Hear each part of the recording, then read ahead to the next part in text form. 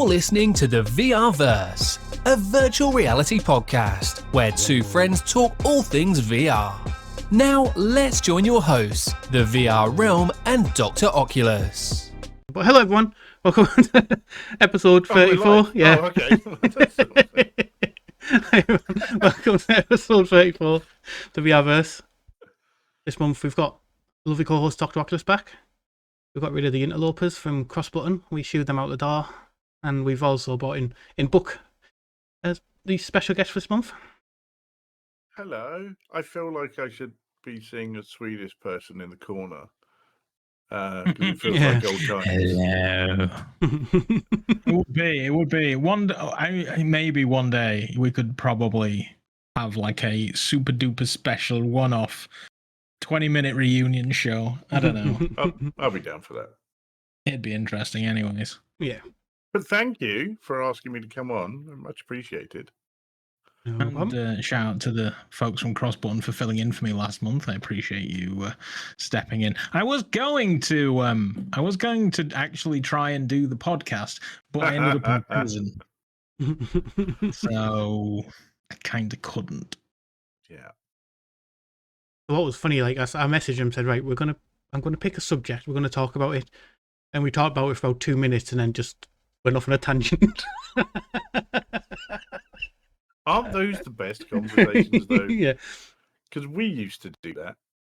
We used to plan out what it was. Because this, and then usually me or Doc would just do that and go everywhere else. Sort of thing.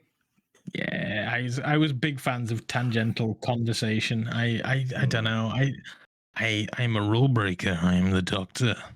I just want to start this one by saying apologies to T, because after the show he's like, I made loads of note points on a piece of paper that I could talk about for that subject. We should have him back just for like T's section, just so they can actually give us those notes. That was funny. I was going to give. Yes, we're back. Yeah, I was going to give it a name of like the subject we spoke about, and then it just got called Special Guest T and Alex from Cross-Button, because I was like, we didn't even stick to the subject, so. We have subjects. Did I put that out on YouTube yet? I don't know. Did somebody put that out on YouTube? It's out somewhere. I think it's on YouTube, because I think I listened to it the other day. So yeah. Okay, that's fine then. Yeah.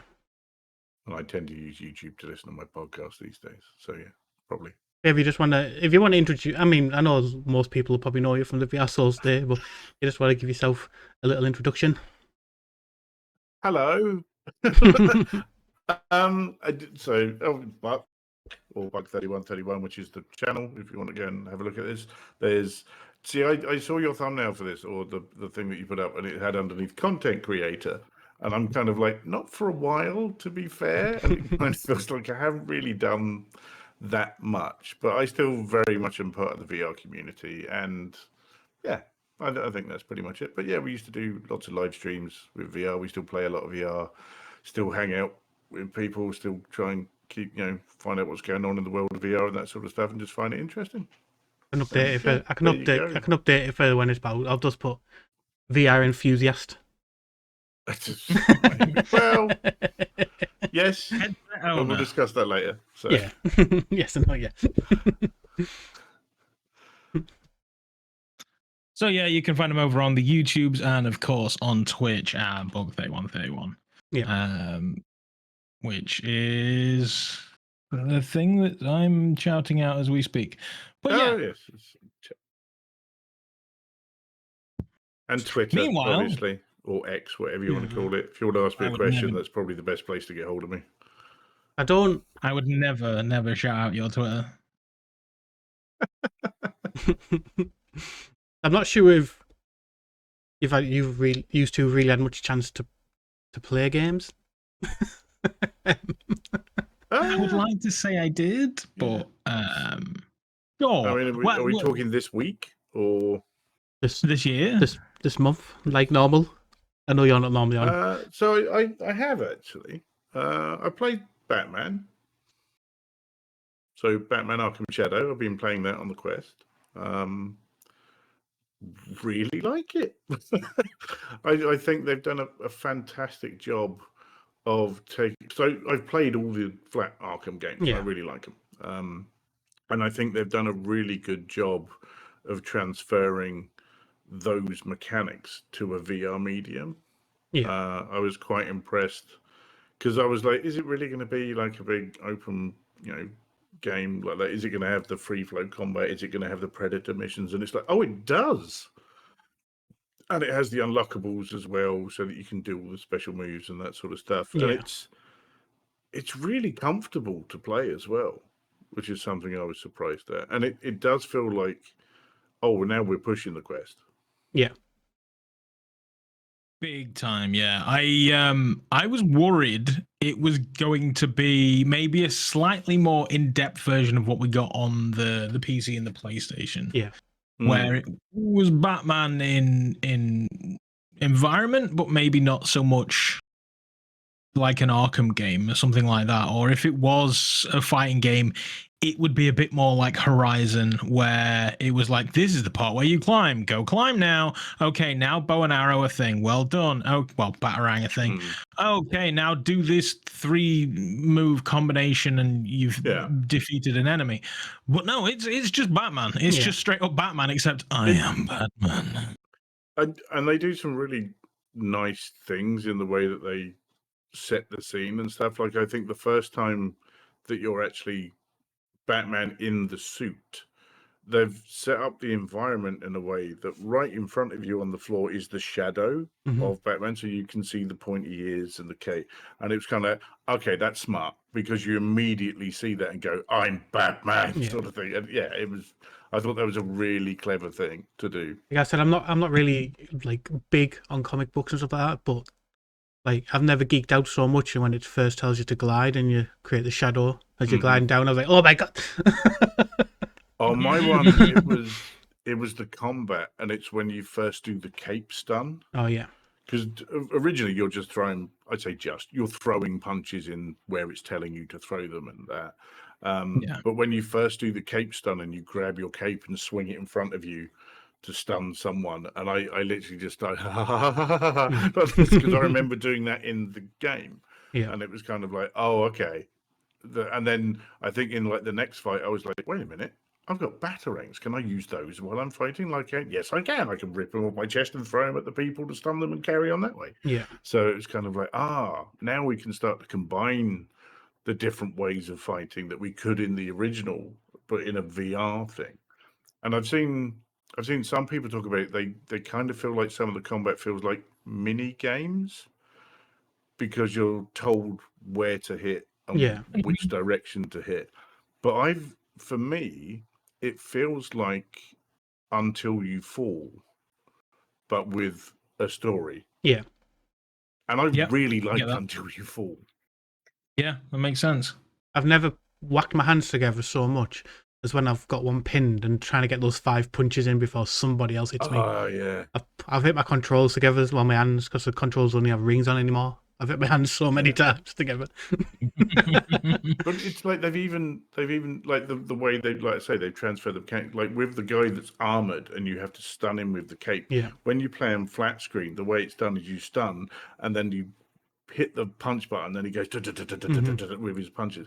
But you're actually doing the same with your own hands to make it happen. And it's kind of like they've really captured the essence of what the Arkham game were. Well, I mean, hats off to Camouflage, definitely. Well, after I finished it on Sunday, I had a video linked in my in my watch later of can't remember which channel it was, but it's just an Arkham channel. It's basically just talking about Arkham law, and this guy got flew out by Meta, got given a Meta quest and everything, and got to try it before, and then played it at home. He got to meet the team at Camouflage, and he said like he was really impressed because when he was with the team in Camouflage, he said they were trying stuff in the VR and then going back to the computer and playing the flat screen one, going that doesn't quite feel right in VR, and then seeing what they could change. And he said it was like seeing their process behind bringing it was like massive. It shows that's really that cool. kind of shows. Yeah. When you say it like that, that's what they did. They were testing mechanics in the flat game and being like, okay, have we done that right? Yeah. You can kind of tell they did definitely try and make it an actual Batman game. Yeah. And as I say, I was afraid that wasn't what we were going to get, but it really does feel like Batman Arkham 5. Mm-hmm. So I think it's something that I've said before about it's the feeling rather than the realism. Yeah. Within VR. And it's kind of like you feel like you can do these things. It's like you couldn't. If I went out in the street and there were some 5 blokes and 2 of them had baseball bats, I'd get murdered. But doing this, I feel like I can actually do it. Yeah. Have you tried? Not for a long while, to be fair. And we live in the UK, so it'd probably be like cricket bats rather than baseball bats. Yeah, that was my big worry, because like you had played all the flat screen games. I was thinking the combat was my biggest worry. I thought the combat's so fluid in the flat screen one. How do you get that in VR and manage it? Is mad. I'd say the other thing is it's not jarring either, because when you block, you reach out to the side like you would, or you counter, don't you? Yeah. So you reach out to the side where the icon is the same way in the games. The blue icon would light up above your character, and you knew that's when to hit the Y button. But when you counter, it spins you to that person that you've countered, but it doesn't feel jarring. It feels very comfortable. Yeah. Which, again, that's a really clever thing to do. I agree, but then there's times when it spins me, but I don't know. I found myself facing, like, technically I should have been facing forward the entire time, but I wasn't. And I don't know whether that was something my brain couldn't quite resolve the processes, or if it was just normal, or if I was turning and not actually reaching out. I don't know what it was. I'd watched the stream back, but I kind of don't care that much. But yeah, there's just something about it that it, like you say, it wasn't jarring, but that was maybe because I ended up just turning myself. See, maybe I was just that immersed.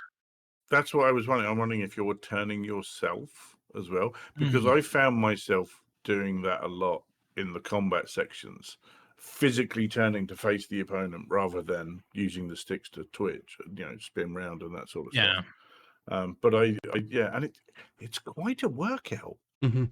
It is, yeah, absolutely. I saw Techman saying like fighting in Arkham is very much like a physical thing, just dripping with sweat.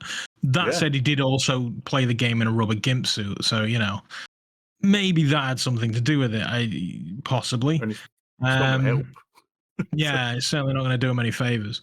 But yeah, so but I agree. Like, it really was a physical time. I played it for about 2.5 hours, and I was very much tired at the end. Yeah, as you get, I don't know if you've got so far in where the people with knives are now in it, because that becomes more of a workout, because you've got to like physically duck and dodge them when which way it tells you on the screen. You may have just put me off the game. You may have just made it a 70% game. So I'm 4 hours in, and I've got to the one. So enemies I've encountered, some have stun batons. Yeah. Where you have to get behind them to hit them. Yeah. Which is pretty good. Oh, Sorry. Yeah. Like this. I will come back. Come back. I'll shut up. Sorry. I'm only 2 hours in. Well, 2.5. Well, no, the way I play, I'm 2 hours in. But it was funny actually, because I hopped into the end of your stream when you first streamed it, and the bit that I hopped in was the bit I literally just finished, and I was like, cool, enjoy, I'm off, because I don't want to see it anymore, because I want to experience it for myself. It just it took me around 7 hours, but that was not really trying to find collectibles. That was just finding them if I came across them, basically. And it took me about 7 hours for the story, so I can imagine. I keep hopping into the challenges and doing, the physical challenges. I have no idea what you're referring to. Not a clue. No? No. On the back computer, in the original Arkham games, you had like the combat challenges where you could just load like the that. Predator and this, that, and the other. Yeah. It's got that in it. Yeah. I've not seen them. Whether it's either I've just not looked at the menu or if I've not unlocked them yet, or whatever, I don't know. But When you I launched it that one time. never launched it Yeah. since. But I think it's when you load up your save, you get the menu, and the menu is continue for campaign, Yeah. and then you've got challenge. You've got like combat challenges and then predator challenges. And in the back cave as well. When you go in the back cave, it's on the computer on there as well. You can launch them from in there. Yes. Yeah. Yes, that's right. Yeah. Although not quite the back cave. Yeah. It's another back cave, isn't it? But yeah, so I'm thoroughly enjoying it. I have actually played more games than people know about. For a change, normally if I want to know what I've played, I just have a look at my stream for the last month. But it turns out that as I say, I've not been streaming the games. I've just played a lot of games. So Batman was one that I was like, yeah, I'm gonna have to stream this. Like I have to play this game. I will just warn you. I mean, At the moment with Batman, I don't know whether you've had it yet, but there's bugs that I know they've said they're working on. Like I've done parts and then a door should unlock to let me out the room when it doesn't unlock, and I've got to close the game down completely and reopen it to get that door to unlock and things like that. There's just a few bugs like that, which they said they're working I've on. had a level fail to load. Just Yeah. the loading screen just sat there spinning, and then it stopped, and that was it. And I had to restart the game to get that past. Yeah, but but- I've only had it once, so I'm fairly lucky so far. And I've had some hard crashes as well where it just closes the game. I had about 5 of them through my playthrough. I vaguely remember reloading the game for reasons, but I don't think it was because the game broke. I think maybe I broke something, or Okay. I don't know what it was. But I remember relaunching the game, but I think that was just for my own stupidity. I've not done anything else. But then again, 2 hours in, it's... Mm-hmm. But I think it's an absolute triumph for Yeah. Quest. Definitely. Is it better than Half-Life, Alex? That's what people keep saying. No. Yeah, see, someone asked us this at the weekend, didn't they? And I said that they're not comparable. It's They're- it's not apples for They're two apples. very different Mhm. games. Because Alex is essentially a shooter with a few puzzles, and this is a far more physical game. Yeah. So they're two different genres. So I don't think you can say whether it's better or not. But obviously, like, you know, Alex is running on a PC which has got a huge amount of resource and everything that can generate much better looking things, and you can create, you know, bigger levels and whatever. But for what this thing is running on, which is essentially a high-end mobile phone, it's incredible. Yeah. Well, I mean, you say that, and I've got the Quest 2 on charge. I'm Does it tempted work to on just the how Quest 2? bad it is. Well, this is the thing. By all accounts, you wouldn't expect it would, but I've heard rumors. I've heard people saying they've got serious people been getting it running on a Quest 2. Yeah. Okay. So, I still have my Quest 2 sitting in the cupboard behind me there. But it's kind of like, well, why would I? I've got. well, I mean, Yeah, I don't know. even get me started on that question. Yeah, but I think it's really, really good. I'm very, very impressed. Why would You I? bought a Quest. You bought a 3S because you had to. I'm a nerd and I collect these things. I need my Oculuses in my life. Or impulse control. That's what you have. No. I don't have any impulse control. Well, do you know the strangest thing? The reason why I bought the 3S was literally a company reached out and was like, "Oh, we want to send you a head strap to test for the 3S." And I was like, I wasn't going to buy one, but that's okay. The head strap arrived like yesterday, and you are probably never going to see a video on this thing because it's well, it's not great. It's not great at all. And I bought a headset for that. Tonight's podcast is sponsored by. No, it's not. So I had one reach out to me about reviewing them, like sending Quest 3 stuff to review S stuff. And I emailed back and said, I've got a Quest 3. Why am I going to get a 3S?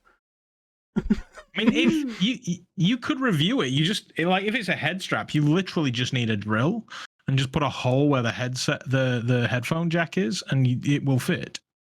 I have a kind of accessory question. Do you guys get followed by an account on Twitter like every 3 months called M Tomato VR? Yeah. Yep.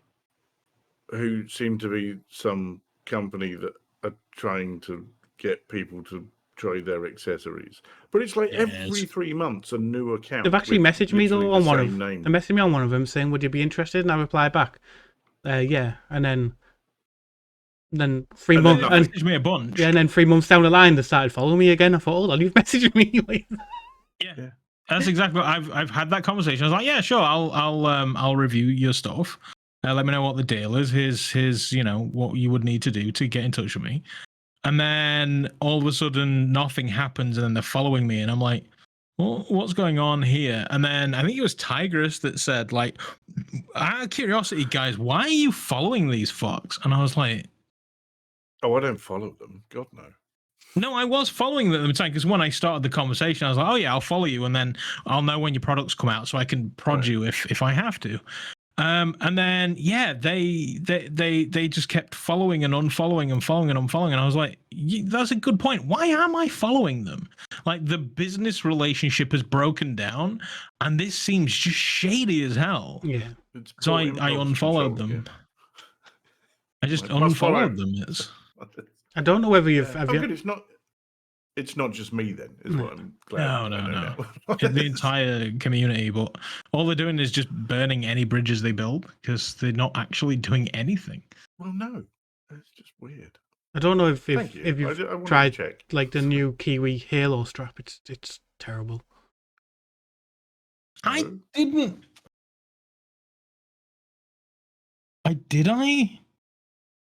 I didn't hate it. The general comfort one's really good, but the Halo one, the headset wobbles on your face. And when I was playing Batman, the other times I thought this is going to just be so weird. That's every Halo. That's every single Halo head strap. Halos are very divisive among the community. I found some people love them, some people hate them. They're obviously better when you actually use a facial interface and squeeze them to your face. You say that. The PSVR 2 is a Halo strap, but again, you do kind of have to buy the globular cluster to make it feel like it fits properly. Yeah. So no, I do. In fact, I have that video on my YouTube ready to go out. I just need to thumbnail and title it. I do have the H4 Boost head strap on the Quest 3 at the moment. Right. Yeah, that's when I had the problem with. Prefer the K4 Boost. Yeah, that's the one I have. That's the one I was out. The H4 Boost seemed like it didn't. Yeah. Even if I pulled it right into my face, if you moved your head, the headset seemed like the visor felt like it moved. And I was just thought, I'll go to the K4, and that's like that's great.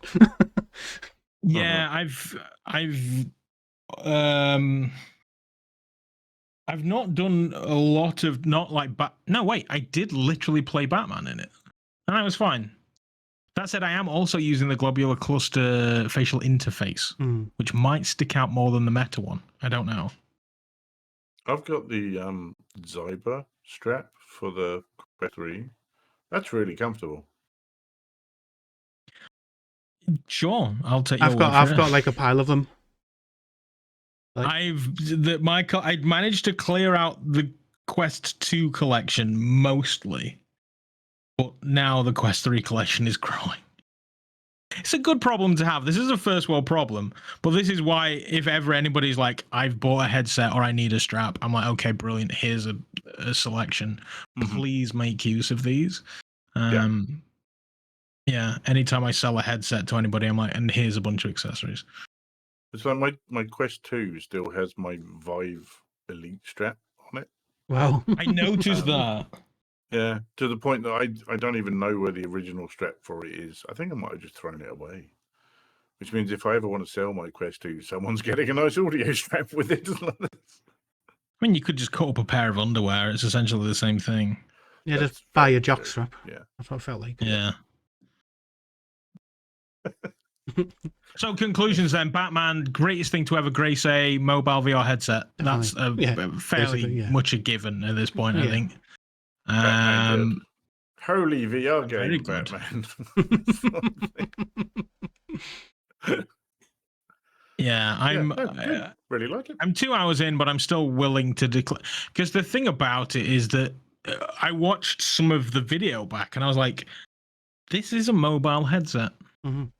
That I had to remind myself of that fact. Yeah, I mentioned in my review. I mentioned like if I got given a PC game that looked like that, I'd be happy. Like, yeah, that's a fair assessment. I've not tried it on the 3S yet. The other thing I will say, and like I say, I'm 4 hours in. It's got a good story. Yeah, it's a good story, and all the Arkham games generally have had decent stories. it's kept with the thing as well with the twists on Arkham. Like, it just throws you off on set things. But every Arkham game does. Like even the flat screen ones. Okay, not there yet, but thanks, Paul. Listen. Well, that might just be me because I like to try and guess who it is, and it just throws twists and turns and stuff. Paul just wasn't paying attention. It's like you know me. I know my comic books quite well. And there's like at the I can't really say it because Doc's there. They call him a particular name, and it is like for me because I was like that's how we got that. Okay, fair, that makes sense. Yeah, you're referring to Matches, aren't you? I am. Sorry, I didn't. Okay, fine. I don't know if you got there or not, but it was kind of like Matches Malone is You said that to me at the weekend. Oh, I did, didn't I? That's very true. Yeah. So, the character of Matches Malone is a pseudonym that Batman uses in the underworld to try and get information around by pretending he's a criminal, and the fact that he gives himself the name Malone, and I was immediately like, and then the fact that another person names him Matches because of why he's locked up, and it was kind of like, oh, that's quite cute. And so again, for people like me, there's all these other little things that are coming in which are quite useful, and for everyone else, they're kind of like, oh, he's got a weird name now, cool. So yeah. Well, I mean, naturally, because spoilers. We don't delve into spoilers. I am sure everybody watching has played it, but still, maybe all of our viewers in Canada, hello Canada, haven't got there yet. So just know that it's good, it's worth your time, and the price tag of £39, or whatever it is in Canadian dollars, is totally worth it. Yeah. And there's bound to be affiliate links out there you can find that will get people some money off. If you were getting this game on flat screen, you'd be paying £70 for it now. Because it is true, isn't it? Yeah. That was the thing today. So I think today Red Dead Redemption comes out on PC, the first one. And I was like, oh, God, because I really like Red Dead Redemption. And it comes with the Undead campaign bit as well. And I was like, ooh. And it's 40 quid. And I was like, that's much better than I thought it would be. Yeah, that's fair. That's reasonable. Mm-hmm. Yeah, I was like, could I mod it into VR? Luke Ross, do you hear me? Yeah, it's currently sat at 4.7 stars on the MetaQuest store from 1,700 reviews. I think that's kind of telling as well.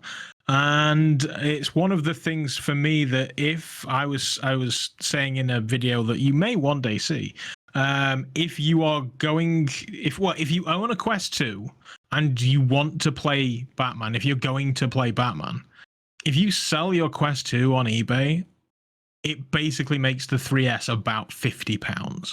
Yeah. And it adds so much value to that package. It's just insane. And you get the game without having to buy Batman. That's it. Like if you are getting a Quest 3 or a Quest 3 S, you should be buying Batman. So go ahead and just sort of add that to the grand scheme of things, because it's by buying that headset you're getting this game for free, and that's basically shaving 40 quid off of the price, which is huge. Mm-hmm. I've played one other thing recently, which was Tactical Assault VR. Without me? I just wanted to hop in to see what it was like first. Someone asked for feedback, so I've been waiting for you. Did you ask? No. Jackass. Right? Yes, So- I did. I even brought my Quest with me to play it. Yeah, but that wasn't going to Anyway, happen over the weekend. we'll have was our it? You know we'll that. have our domestic another time. So tactical Yes, assault. That's fine. You can kill Osama bin Laden now, right? I'm not aware of that. If that's possible, I haven't got there yet. So It's new DLC. Oh, is that what it actually is? Yeah, you're literally killing us. Like the guy wearing the bomb vest that GT was like, why don't we just shoot the vest? That's Osama bin Laden. That's one of the funniest things I've seen GT do in a long time. I couldn't stop laughing at that. But no, so Mike, obviously VR Oasis, him and his new game, Publishing Studio 2080 Games, they've released Tactical a while ago, I think, and he reached out to me and said, "Hey, really love to hear what you think about the new level." And I kind of went, "I haven't actually played the game yet, Mike. Sorry."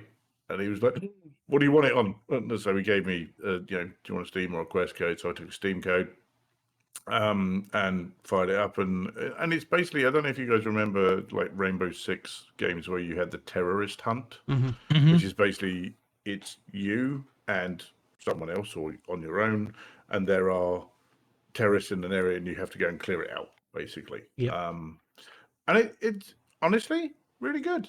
It's got some really nice ways of. So, as you know, I'm left-handed, which means a lot of games I can't play. You've never brought that up before. I know. So my thing is, am I going to be able to holster my weapons where I need to them? Because I need them the opposite way around to everyone else. And one thing that they have, which I really like as a mechanic, is you can go in to set up your vest in the options menu, and you literally grab what it is and put it where you want it around you. And I was like, okay, that's good. I can literally grab that weapon, turn it around, put it across my chest that way, and let go, and it stays there. So I know that's where it's going to snap to every time. I can put my holster on the right side where I want it. I can put my mags where I want them. And you can move them wherever you want within, obviously, a certain radius of your body. But it means it's highly adaptable for anyone who wants to play it. And the other thing was opening the options menu and seeing a tick box for swap sticks was music to my ears, because I saw that. I was like, good man, Mike, for doing that. To be fair, me and Mike have spoken about this at length before, about the options to do that sort of stuff. So yeah, I was really good. The one issue I had is you use grip to grab everything, right? Except for magazines, and you use triggers. And I'm like, the game has taught me to grab things and pick them up using the grip. Yeah? Because that's how the first thing you do. You pick up your gun, you pick up, you put it in there, you pick up something else. And then the minute you go to grab a mag, you go for grip, nothing happens. And then you have to use your trigger and put that in. And I there are like, a few games that do that. Feels awkward. I know, and I don't understand it. I think it's by design, because then technically I imagine they've had a situation where people end up grabbing something they don't want to grab. I've had that situation, and I was like, this is weird. It might have been Ghost of Tabor or something where it was just a little bit backwards. And in my head, I justified it to myself because obviously there's just an issue with grabbing magazines versus grabbing like a tablet or something like that. Which is okay, fair enough. Which makes sense, but yeah, I don't know if you've ever come across the other side of when you've been accidentally grabbing with grip. You're like, I end up with nothing. So clearly, whatever you're trying to grip isn't a problem. Yeah, but it's kind of like when the game has already taught me grip picks things up, and then you change it for one particular item. That feels odd to me. It's counterintuitive. I would rather things were consistent in that way. I agree. But it also has some really nice things, like it. For example, the A button on or the lower button on whichever one is the one you're holding the gun with. You press that, and that switches a selector switch. So if you want to go single shot or full ammo or full auto and that sort of thing, and that was nice. And again, at the front, when you hold the front of the gun, if you pull the trigger, you'll hit the laser dot will go on, so you can have the laser. Or Murder if you press purists are going to be happy. Oh yeah, or if you press the button instead of putting the trigger, it switches on the flashlight. And actually, the flashlight is really good. You go into rooms and they are pitch black and you cannot see a thing. And the flashlight only illuminates what it sees. It doesn't have a outside sort of cone ring or anything. So it can get really tense when you're on your own. But I'm really intrigued to play it with other people now that I've actually hopped in and tried to get used to it. Don't make that face.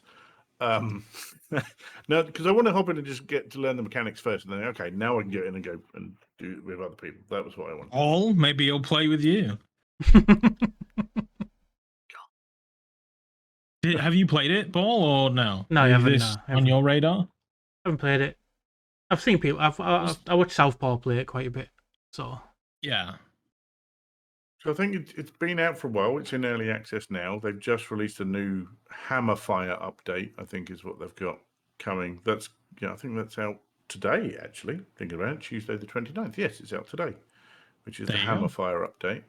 £12.79 on Steam. Worth it. Yeah. Yeah, totally. I can't say that I know because I haven't played it yet. But Games with T will play with me, so that's fine. Thanks, Games with T. Here we go. good to be back. What about you, Paul? You are the gamer among us at this point. You actually play stuff. Yeah, I've played like a lot. Too much since the last podcast. Going to tell us what they are? Played Mobile Suit Gundam. Oh, I saw that, and I was very confused. It's more just it's like a visual novel than anything. They don't want to advertise as a game because the developers don't class it as a game. They class it as a interactive movie, basically is what they class it as. Okay. But to me, it's just How like a much is visual that? novel. I don't know. I think it's about 15 quid, I think. See, to me, Well, that seems like a lot for an interactive movie. £14. About 2 hours movie, and then you get like a MR experience where Gundams will burst through your wall and you've got to shoot them with like figurine type ones, so you get holes in your wall. That sounds quite cool. And if you're a massive Gundam geek, the second MR experience is you can put a portal down in your room and step through it, and you're in the hangar. But before you step through the portal, you take like a Gundam figure and put it on the thing, and then you can go in and move around the Gundam. You can't go inside them, but you can inspect parts of them by moving around them and stuff. And then you just step back out the portal, you're back in your room, and you can change the figure and stuff. But if you're a massive Gundam geek, you'll probably love that. No, that's fair. I want someone to create like a Power Rangers or like Voltron game where each of you are controlling the separate machines. You see where I'm going with it? Because you know they have the separate machines and they all come together to form a giant robot. And then you have like one of you is controlling the left arm, one of you is controlling the right arm, one of you is controlling the left leg and the right leg. And I just feel that would just be absolute chaos to try and sort out. No, I had flashbacks to the weekend. So a little bit off topic, sorry. We're walking around EGX, and I'm walking around with Buck, and he looks over and he goes, "Oh, those Power Ranger buckles on that stand are really, really good. They look really impressive." And I was like, "Yeah, so do the actual Power Rangers sat next to them." He had no idea. They had was it the yellow and the It was the red? yellow and the black Ranger from the yellow and the black Ranger. From the original show, for like the one I watched when I was growing up, and I was like, "Oh yeah, that's actually them." I was more distracted by the shiny morphers going, "Oh, they look really cool." And it was like, "Yeah, that bloke behind it." Actual Power Rangers, just right there. It's like, oh yeah. So no, that's why I lost it a little bit there. Yeah. But Gundam. So you've been playing Gundam. That you're seemed to be fan, kind of stand out. If you're a big fan, Arizona Sunshine remake. I still haven't gotten around to it yet because part of me is like, did it need it? It looks it looks miles better.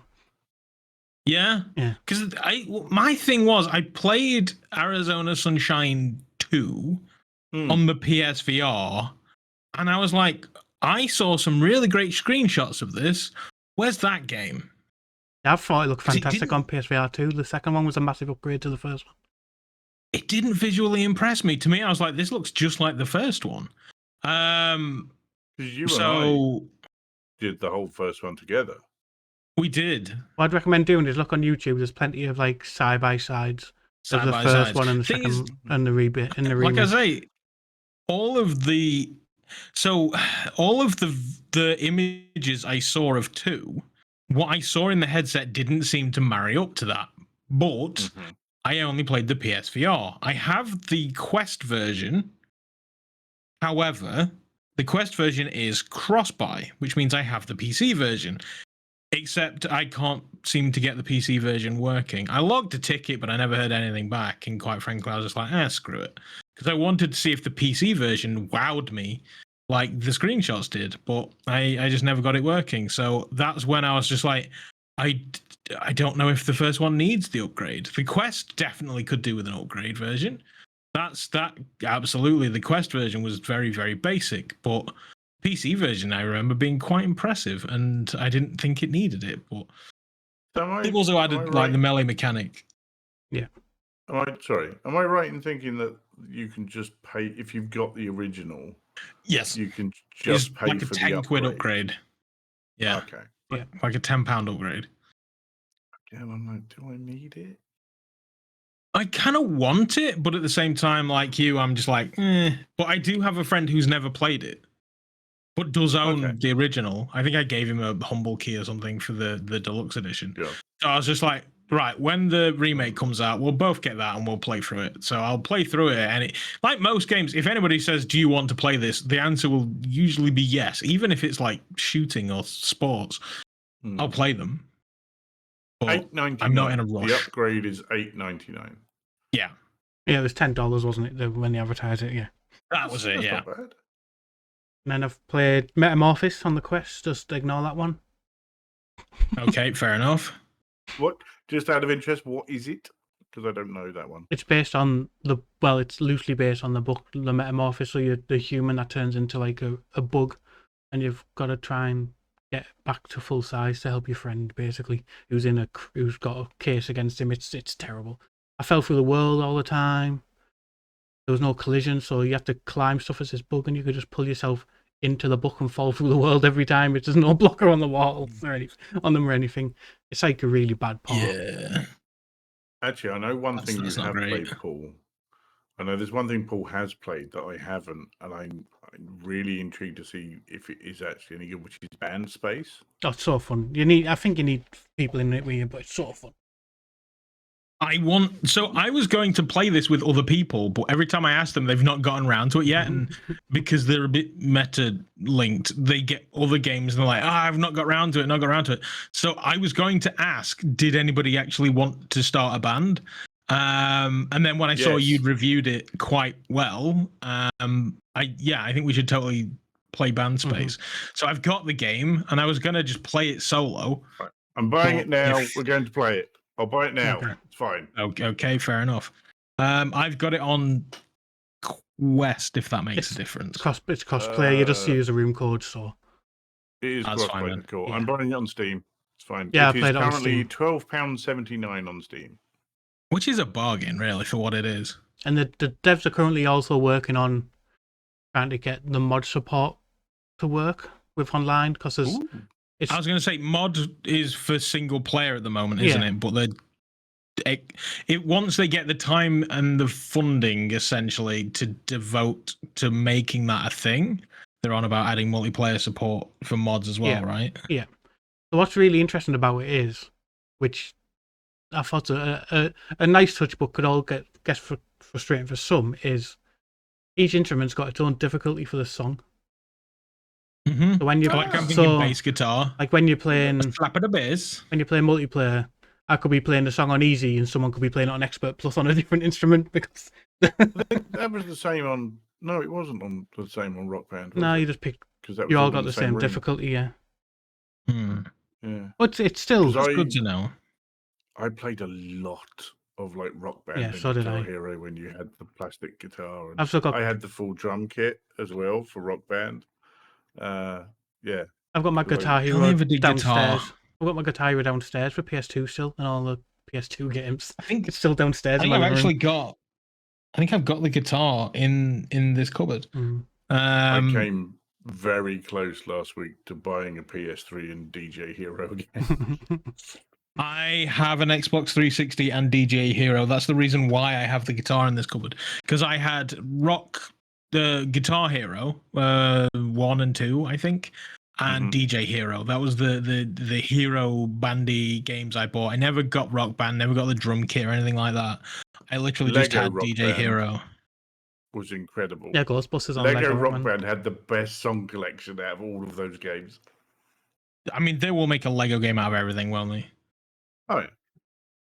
Off on a tangent, but Doc, have you bothered to buy that new Ghostbusters game for £4? There's a new Ghostbusters game that came out, and it's only £4. It's a bargain. I saw that. It's made by Endreams as well. I don't know why I never heard of it before. Okay, have you bought it or not? Yes. Right. I will join you in a game No. of that, even how much I hate that game, but it's part of PlayStation Plus, so I don't have to spend any money. Yeah, I've got it on. So I got it on PlayStation, and I've just paid the £4 for the Quest just to have a master of that mixed reality part of it. because it is cross-play, isn't it? You can play it across. different things. Probably. I'm sure it Probably. uses room codes. Probably. Sure it is. Oh, yeah, it is We'll room find codes. Yeah, out. yeah, it is. Yeah, because I've played with Midlife, Yeah. and Midlife only has it I on mean, the Quest. Yeah. it is room codes. So is Beat Saber, and look how long that is. That crossplay yet? I know it wasn't. So just because it's room codes, sadly, doesn't mean it's crossplay. No, it will be because Um, I've played it on PSVR with people playing it on Quest. So With yeah, Quest people. Yeah. Yeah, thinking of it. Yeah. that's fine. I will go back in for you. I mean, you really don't need to. I don't know if or when I'll ever get around to it. If you ask me to, I'll do it, but I'm not going to rush you. I'm never going to ask anyone to play that game, Doug. It's never going to There you happen. go. But that sort of thing. But That's- if you ask that's me, fine. I'll come and do it. If I get desperate, like if the game's that horribly bad that I need somebody to make it fun, I will ask for assistance. I've never played it with people I know. So maybe that could be. The It makes a little bit of a sauce difference. that makes it I've worth doing. played it a few times with the same group of people. Like we just jump on Okay, and we can be bothered. well, that's good But, then. Yeah, I guess. I was unreasonably angry about that. Yeah, that's the problem. You are notoriously difficult to please. So there is that. That's not Also, true. you also are very Ghostbusters centric. Mhm. Like you are the. I mean, own you the were always Proton going pack. to hate. You can see the the proton pack Ghostbusters on the top game. on top of your shelf, isn't it? Yeah. I think the thing I've already had. I've been asking for a 4-player Ghostbusters game in VR for a long time, so I already had that game in my head, and it's kind of like, could anyone really match that sort of thing? Because I've already know what I want. Yeah. If you said it sucked, I wouldn't believe you. But the rest of the world agreeing then made it worse. Yeah. So I was on the fence about it. For those of you that don't know, I am very much aware that Ghostbusters came out a long time ago and it is made by Endreams. But I also put a poll out on Twitter where I was just like, look, I need to shit or get off the pot on this game. I either need to realize that I'm going to buy this game, because it was Schrodinger's Ghostbusters game for the longest time. It was either I was going to buy it and be so disappointed, or if I never acknowledged the game's existence, it could always potentially be good in my brain. So I never quite wanted to buy it. And every now and again, it'd go on sale. And I'd be like, oh, should I? And then I put a poll out on Twitter saying, right, do I buy the game and just shut the hell up? Or do I just pretend it never existed? And the poll came up with pretend it never existed. Yeah. But for £4, I can't ignore it. Mm-hmm. Yeah. So I now own the game. I will give you the £4, just so that you can try it. But it is Why- kind of like as you know, it's like I'm not one for hype, and I don't. It's not that I don't get excited about stuff, but I'm like, we'll see when it's here. But I let myself care with that one before it released. You were Obi-Wan in the lava pit, screaming you were the chosen one, and it just burned. Yeah, that makes sense. But that's a super old game. Do you know what's not a super old game that I have played? Go on then. There's so many of them actually, but Exploding Kittens. Oh yeah. I love that game. So fun. That game it's so fun, and I want to tell everybody to buy it. The lobbies are basically ghost towns, as most VR multiplayer games are. But you don't need a lobby with people in it. It's nice, but the AI is quite serviceable. Like, you will lose to the AI, I promise. I'm probably going to embarrass myself here, but what is this game? What do you do? It's Russian roulette with cards. Huh. So you have a deck of cards. In the deck of cards is cards that will kill you. The only way you can take your turn is by drawing a card, the equivalent of pulling the trigger. So you can play cards to try and get out of taking your turn or whatever you're going to do, but ultimately the only way to end your turn, unless you've got a card that's going to get out of it, is you have to draw a card. Right. And that card could be an exploding kitten. Right. Okay. So it's you're not the kittens that explode. The card is the exploding kitten. The card is the exploding kitten. So then if the kitten's going to explode, you either have to defuse the card with everybody gets one defuse, and if you can't defuse the card, you die. Right. But if you do defuse it, you get to put the kitten back anywhere you want. So the first time, someone's hand, or just anywhere in the deck. Well, I mean, if you could literally, I own the card game, and so what? Sometimes what I've done in my life, I've been like, crap, that's a bomb, and then I've literally turned to the person next to me and just let them watch me put it smack bang on the top again. I've not even done anything to hide it. I'm just like, there you go. Or you can take the deck and you can place it in the deck anywhere you want, and then they don't know if a bomb is coming or not. But sometimes I will just literally, as a gigantic fuck you, just be like, that's for you, and then just let them take their turn. And then they're just like, oh, crap, I've got no cards. And then they take it and die. So, you can strategically play it. So you could be like, okay, I want to take that person out. So I'm going to put this 1, 2, 3 in there. Yeah. So people don't know where the kittens are. The best thing is the first time I played it with the devs leading up to release, my first time playing it, I put the kitten back in thinking I'd counted right and put it back in, so it just came back to me on my turn. I was like, because all them, I've done that before. Because all them actually didn't play skips, it just come back to me, and I was like, oh my god, I thought I put it in the one before my turn. Oh no. So it is like a game of pure chance then. There's no real skill to it. Oh, there absolutely is skill. Oh, okay. So what happens is there is a deck of, I want to say 16 cards. And then depending on how many people are playing is how many kittens. So you've got 4 people, you've got 3 kittens. Right. And so what you want to do is... Okay. Yeah. So you want to draw as many cards as you can, so you can build up a defense. But then as the cards get down and you're like, okay, there's 3 of us around the table and there's 6 cards there, it is a 50% chance of a kitten. So then you start trying to think, right, what can I do to get out of taking a turn? Mm-hmm. So then it becomes a defensive game and an offensive game. You can make somebody take 2 cards and things like that. And there's different things you can do, but there is absolutely an element of skill to it. Don't get me wrong. You could be drawing. It could have 16. It could be the very first turn. In fact, I think when I was playing it, the very first turn, I pulled a card and it was a kitten. I was just like, fuck you, game. And I diffused it and put it back. Right.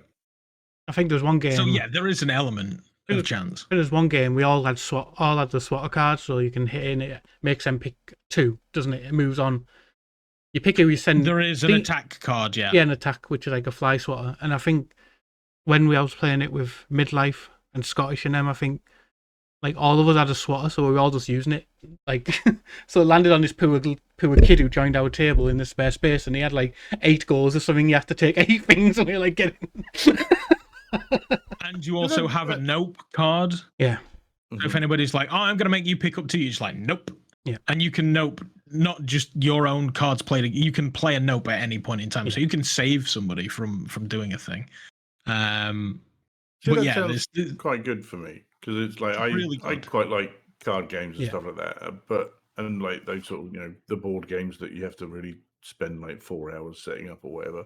But none of my friends in the real world around here like playing those things, so I have to do it somewhere else.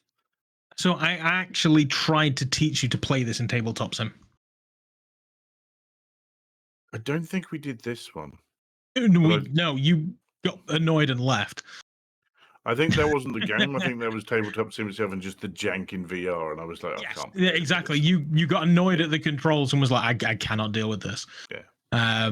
So then we didn't. Yeah. But yeah, I tried to show you how to play Tabletop Sim by using Exploding Kittens because it was easier than trying to figure out Hero Quest.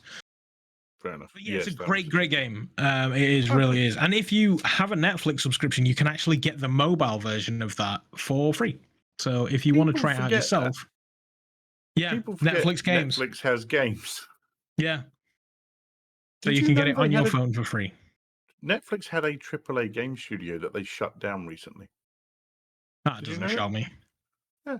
You can actually play cloud games with Netflix. But yeah, I played that. Another thing I played which shocked me on how much I got addicted to it was Just Dance VR. Sure. Really? Yeah. I'm sure it's very well executed, and I have zero interest in playing. Yeah. See, I kind of do have an interest in because I didn't mind Dance Central, but then that just died, didn't it? No one bothered with that. Like, then... Did it just vanish, or like you never ever see anybody playing it? You can't buy it anymore. anymore. I think it was a genuinely bad game. You can't even buy it anymore. That makes sense. But maybe it was a licensing thing. Just Dance is really fun. I mean, it's lacking. It's only got about 25 songs, which is small compared to what you get on, like when you buy it on Xbox or something. But it's a good laugh. And you never know, it may be or is it more. No, it's multiplayer. Yeah, it's multiplayer and single player on it. Okay. Do you see like the other people's dancing as well, or? I've never played multiplayer. I've been in the multiplayer lobby. Like it's Soul Assembly helped make it, and they've made like a multiplayer. You basically got your avatar editors just basically ripped from Ready Play Me, and then you jump into like Dance City. Oh, that's cool. Yeah, you jump into Dance. Did they? You jump into Dance City and you can see people walking around there, so you can like. Unfortunately, there's no mics in the actual full. I mean, sometimes it's a blessing because you don't hear all the probably crap. For the best, yeah. But you can sort of like sign. you can sort of sign language and say like, because all the songs when you're in multiplayer, you're in like a center, and every song's like a billboard, and you go over and click the billboard to launch a song in multiplayer. Oh, that's a nice design choice. So you can sort of like wave at the person and point at the song you want to play and see they could follow you to it. Yeah. Yes. So. Yes. So I used to enjoy playing. The only dancing game that I used to play a long time ago that I used to really actually enjoy is Star Wars Connect. It was so bad. It was dreadful, but I loved it. And I'm kind of like, this might scratch that itch. My sister, I'm sure the execution was fine. It's just the songs. They were great. Because my sister winds me up because my nephew was playing Star Wars Connect and she realised on one of the songs the DJ in the background looks like me, so she took us like she kept sending me this picture. Oh yes, it's Lobot, isn't it, in the back? He just kept sending me this picture saying, "Oh, why are you DJing in this game?" Yeah. I was like, "Oh, good." No, I love that game, and I played the dance bit more than I played all the other bits of that game because it was like 4 different Star Wars games using the Kinect, and I played the dance one more than I played anything else. So yeah, I'm kind of like, maybe Just Dance would bring that back. Who knows? Does it just do hand tracking? It doesn't do feet. Yeah, it doesn't do feet. Yeah, it's only on Quest. So I was gonna say, did they do any of the? Because the Quest will track your body. Which is what I was asking. Meta have never really done a great deal with it. Okay. But they keep doing demos of like body tracking happening with a Quest. But then I think the what's Guy's freaking virtual desktop. You can somewhat enable body tracking in virtual desktop, but it doesn't. What the body tracking does in virtual desktop, it creates virtual Vive pucks. For body tracking, and it just makes it. You know when you're walking around in VR with an avatar and your feet kind of just float, or it does a weird shuffle. It kind of just stops that weird shuffle from happening. It's not actually tracking your legs or your feet. Interesting. Because I was like, I'm curious to know how it would pan out. Because is it going to see my legs around my massive gut? And it turns out it's not even a thing. It doesn't do any of that. I mean, the final thing, I know I mentioned earlier, but Phasmo, stay away from it on PSVR 2. They'll do something with it. I mean, I stay away from it anyway, and you guys know why. But yeah, they've done. I don't know what they've done with it. You gave it like a 47%, was it? A 59. Yeah. 50. Oh, I mean that's better than I thought. That's better than what you gave Metamorphosis. Yeah, Metamorphosis. Yeah, because Metamorphosis was a broken game. It's not really a broken game. It's just bad. Just a terrible port. Yeah, and with the hardware, Lemura, because it's such a dark game. Like, I'm not normally bothered by it, and I could not stop not like talking about it while we were playing it. I was like, it's like I've got a fog over my lens, like, because it's such a dark game. Yeah, and unfortunately, that's not really something they're going to be able to fix, because that's a hardware thing. Like, yeah, I mean, they could change the tones of the colors and things, but it's a lot of effort that people aren't really going to want to put in. I mean, the devs have come out and said a lot of the issues picked up at getting patched in the first thing, but the visual issues aren't getting patched till Easter. So, yeah. Ooh, that's a long way off. Yeah, the visual things will come in Easter. They've put a tweet out saying so. Like, he's born again. That is that's too far away. Yeah, they are not going to keep an audience that long, unless they do like a big release of like new levels and stuff at the same time. That it's not going to help them. And it's 60. Did you say it was a port of a flat game? Yeah. So I don't think they're going to create new content. And it's 60 frames reprojected to 120. And it's like the ghosting on it is terrible as well. Does it? It doesn't use the eye tracking and favorited rendering, does it? It's got it as it's Quest 3. Are you talking about Metamorphosis? We're still about Phasmo. Oh, sorry. You're talking about that now. I thought you were talking about Phasmo. I was still talking about Phasmo. I have no idea what we're talking. All right, yeah. So Phasmo, well, yeah, as you were. Phasmo bad. I think GT put his video on it today and said like he covers it. Like, if you turn, the text becomes unreadable because like the reprojection ghosting's that bad. It's like it is terrible. Keep away from it for now. I understand that a company gets to a point where they kind of like run out of money and have to get it out there to get some money in again, but come on, guys. Oh, and there's no talking to the ghost. What? Yeah, I heard this. Because the only thing is, I blame Sony for this. Yeah, the devs have said they're trying their best to get it in, because I went to an online press event for it for an hour or so, where I felt like an imposter because I was like the only VR thing there, and the rest were like official Xbox magazine people and stuff on Discord, and I'm sat there, and yeah, that was like one of the primary mechanics for hunting it, wasn't it? Yeah, and it was. Yeah, they said they're trying to get it working, trying the best. It's to do with the console infrastructure. It doesn't even work on Xbox either. Like when you're using the Spirit Box, it brings up like a list of questions that you need to click on with the pointer on your controller to ask it the question and stuff. Yeah, it's. I mean, yeah, no.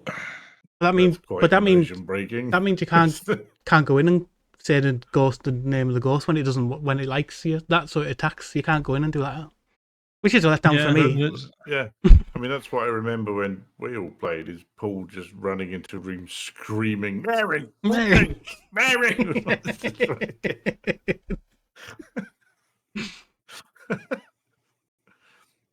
That was a good time. Sending Book in by himself.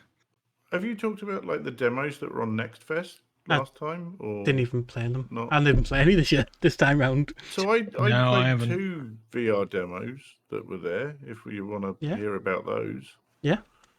Sure. So I played Final Fury demo. That's by Synth Riders people in it. It is by the Synth Yeah. Riders people.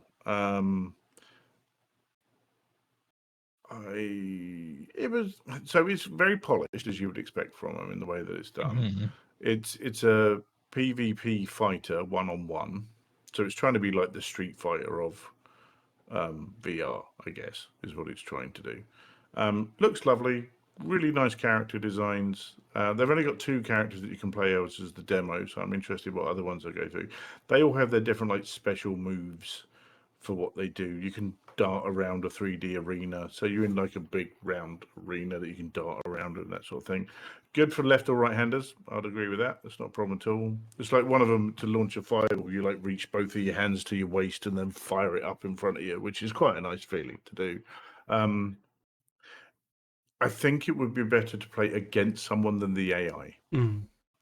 The AI felt a little overpowered, or I'm just crap. It's one of I'm them. saying that one.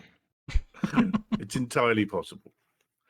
But no, it looks lovely, really nice, excellent music, that sort of thing. And the other one I tried was Cold VR. That's like the reverse of Super Hot, isn't it? It I is. saw It's the the demo complete for opposite that. of Super Hot. Yes, that's what I played. The demo On stage at EGX. I was like, Yes. okay, because when you first see it, it's just like, oh, it's a rip-off of Super Hot. But then watching the video at EGX, I was like, okay, this looks like it does actually have its own merits. It will stand on its own without being like, well, they literally address it in the trailer at EGX. They was just like, wait, isn't this just like that? And it's like, fuck you in the trailer. And you're like, okay, yeah, that works. They do kind of address it. And I think it will be its own, whilst it may be a polar opposite I of actually Super really Hot. liked it. I really liked it. It was good. It's the opposite of Super Hot. So if you stop, everyone moves at normal speed. But when you're moving, time slows down. So you have to constantly move to keep from getting hit and that sort of that. Because when they're moving, they are fast. And, it's pretty tricky to get around stuff and that. So you need to be shooting on the run, which is not always easy. But yeah, I really liked it. I think it's really good. It's got a really nice art style. It looks like Super Hot. The color scheme is slightly different because they're using kind of more turquoises and blues and purples rather than Super Hot white and red. But it also has really nice sort of cutscenes that are like video screens within the environment where a hacker or someone is talking to you, and it's a real video. It's a real person doing that. It's like some actor they've got doing it, and it's really good. It's fun. So I'm intrigued by the story in it as well, which surprised me. On that sort of ilk as well, we've seen Vendetta Forever release. Through I need to play the full version of that game. I played, and we're allowed to talk about what we played before, right? Yeah. Embargoes are done. The game's out. Yeah. When I played, in fact, it came out as a demo not long after I played it anyway. Yeah. And I thought it was way too hard, and it made it unenjoyable. I enjoyed in it. The same boat. I found it almost not. I don't think confusing is the right thing, but I think it was too frenetic that I was getting confused with the grabbing and shooting and that sort of stuff. Yeah. I know, like, in the End Dreams creator group, they were saying they were running speedrun challenges, and of course, Scorpio was like destroying everyone. I was like, yeah, great. I became a Synapse streamer for a month because I wanted to do the best speedrun I could on Synapse. And I was like, yeah, this is going to be that again. And I started playing it. And then there was two very weird things about it. Number one, they were like, you cannot mention the speedrun in public. Yeah. I was like, fucking what? I can't stream me doing the speedrun, which is weird because I would be all over that. Yeah. But then the other thing, I found that I launched the game and I was playing in it and I was just like, stab somebody with a pencil, grab a gun, bang, bang, bang. I was like, yeah, this is dope. And then the more I played, either the game got harder or I got worse. I don't know. The game gets I harder. stopped having fun. Yeah. Thing is, it got harder. So I did the first couple of levels, and then there's the one level where you're in the dance hall or whatever. And the first time out, I stabbed the guy with a pencil, and I grabbed the gun and bang, and then around the corner, and there's 3 guys, and then bang, bang, bang, and then onto the dance floor, and bang, bang, bang, and then kill the DJ, and up the stairs, and bang, bang. And I got killed at the top of the stairs. I was like, okay, yeah, that's fine. I know what I'm doing. And then I couldn't get that far ever again. Like, why did I do that the first time out and then get just infinitely worse? The more I played it, to the point where I was stabbing the guy with a pencil and then just dying pretty quickly. Yeah. Like, the game got harder even though I'd not moved forward. It was odd. It was just so odd. Yeah. So things like Headshot Fever had that just one more go. And you wanted to do it again to get through quicker and to do something else. And I didn't get that feeling with this. I was kind of like, as I say, this doesn't feel right to me. This was the early demo of it. So I want to play the full version to see if that is still the case or if they've... Because I like to think about the numbers. I think it's very well made. It's I'm a numbers very nerd. well made, and it's very polished, as you would expect from that company. But I think it's just not for me. I hit I think on the dance floor level, I'd done it in about 42 seconds. I was like, yes. And then you go on, like I said, do a running like in the Creator Crew section, run a speed run. And I think, I think Scorpio had it at like 20 seconds or something. I was like, oh shit, he's like double, he's half my time. But yeah. But then the level after that is ridiculously easy. Oh, is that was that the like at the table with the cowboys? Yeah, that's it. Yeah. I don't know whether it's like, oh, that's a second. Okay, fair enough. I don't know whether they left it in the full game. I haven't been back into it when it fully released, but they had like graffiti people on the demo in some of the levels I was in. Yeah, Bendo. Yeah, I was somewhere on the level with the helicopter, but I've got no idea. I've never been able to find it. I've even like stopped when everyone's dead and like it's apparently here somewhere. Yeah, but I've never found it. I was literally installing it on the Quest earlier on today, so I'll say I'll get back to it and see if I feel any better about that now. But my original impression was not great. I just want to give one more thing, a last shout out. I don't know if anyone's tried Portam's new game, Blood. Oh, that game is so fun. it's so tough. The unicorn one. Yeah. Yes. And the soundtrack as well. I've not tried it, but I saw it and was like, okay, that's all right. It's just I mean it's fun for like 5-10 minutes, but it's just so funny. I spent way too long in that game, way too long. So I've recorded 2 videos that I'm in the middle of editing, and I'm way too lazy. But I've recorded an unboxing and first impression of the Rift 3S, Quest 3S. Fucking, I screw that up all the time. The Quest 3S, and then I'm also doing a video on the best mixed reality content because let's face it, people that have now got a 3S have access to high quality mixed reality, which they didn't have before. Pass through? Yes, it's exactly the same as the Quest, the Quest 3. Right. Pass through wise, it's fantastic and it is very functional. I was literally texting people in pass through earlier, something that's that is good, pretty decent. What Blood was one of them, and I'd got the quest out and I'd mapped my room and I'd painted the room in unicorn blood, and I was like, oh, this is quite just devilishly fun. I had the part where I absolutely creased because I wasn't paying attention and I was just doing what you did. I was like, I'm just going to paint my whole room in unicorn blood. And I looked down and my whole carpet was just poo, and it just made me crease laughing. I was going to say, did you decorate with poop? Yeah, my whole floor was. So you can grab a unicorn and you can yeet unicorns at other unicorns. But if you pull the trigger, you can make it poop. So then I started pooping on everything. Yes, I'm a child. The minute you found that out, it's like, that's all I'm doing now. Sort of Yes. Yeah. It was basically, how much can I poop? Because it even like if you just leave them the poop done, and I was like just on like sandbox mode trying to paint the whole room red, and when I looked down, my carpet was just poop, and it just creased. That what was it, Kittened? Do you remember that? Yeah. Getting was funny. Yeah. You had to clean up the poo. cat crap. Yeah. Yes. The first thing I did was buy the freaking dustbuster thing because I was like, I am Yeah. not fucking picking up that shit. So yeah, I did that. Part of the other sort of video I was doing, I tried out Maestro. I like That was Maestro. quite fun. Ooh. Maestro is. When I was a kid, I got caught daydreaming in class, and the daydream was I was literally that guy. I was sat there waving my fingers around, just sort of sat there in class, just twiddling my fingers like that.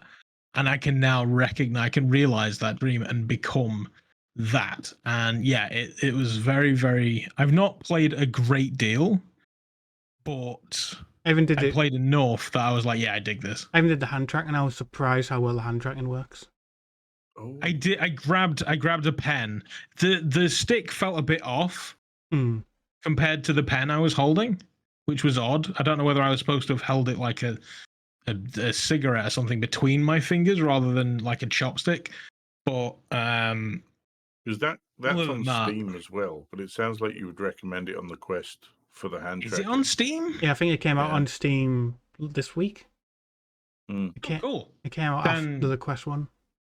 The hand tracking is one of the bigger draws to that game, yeah. Okay. But it's like one-fingered Beat Saber where you're slashing things with your right hand, and then your left hand you sort of up and down with the tempo and the volume and stuff.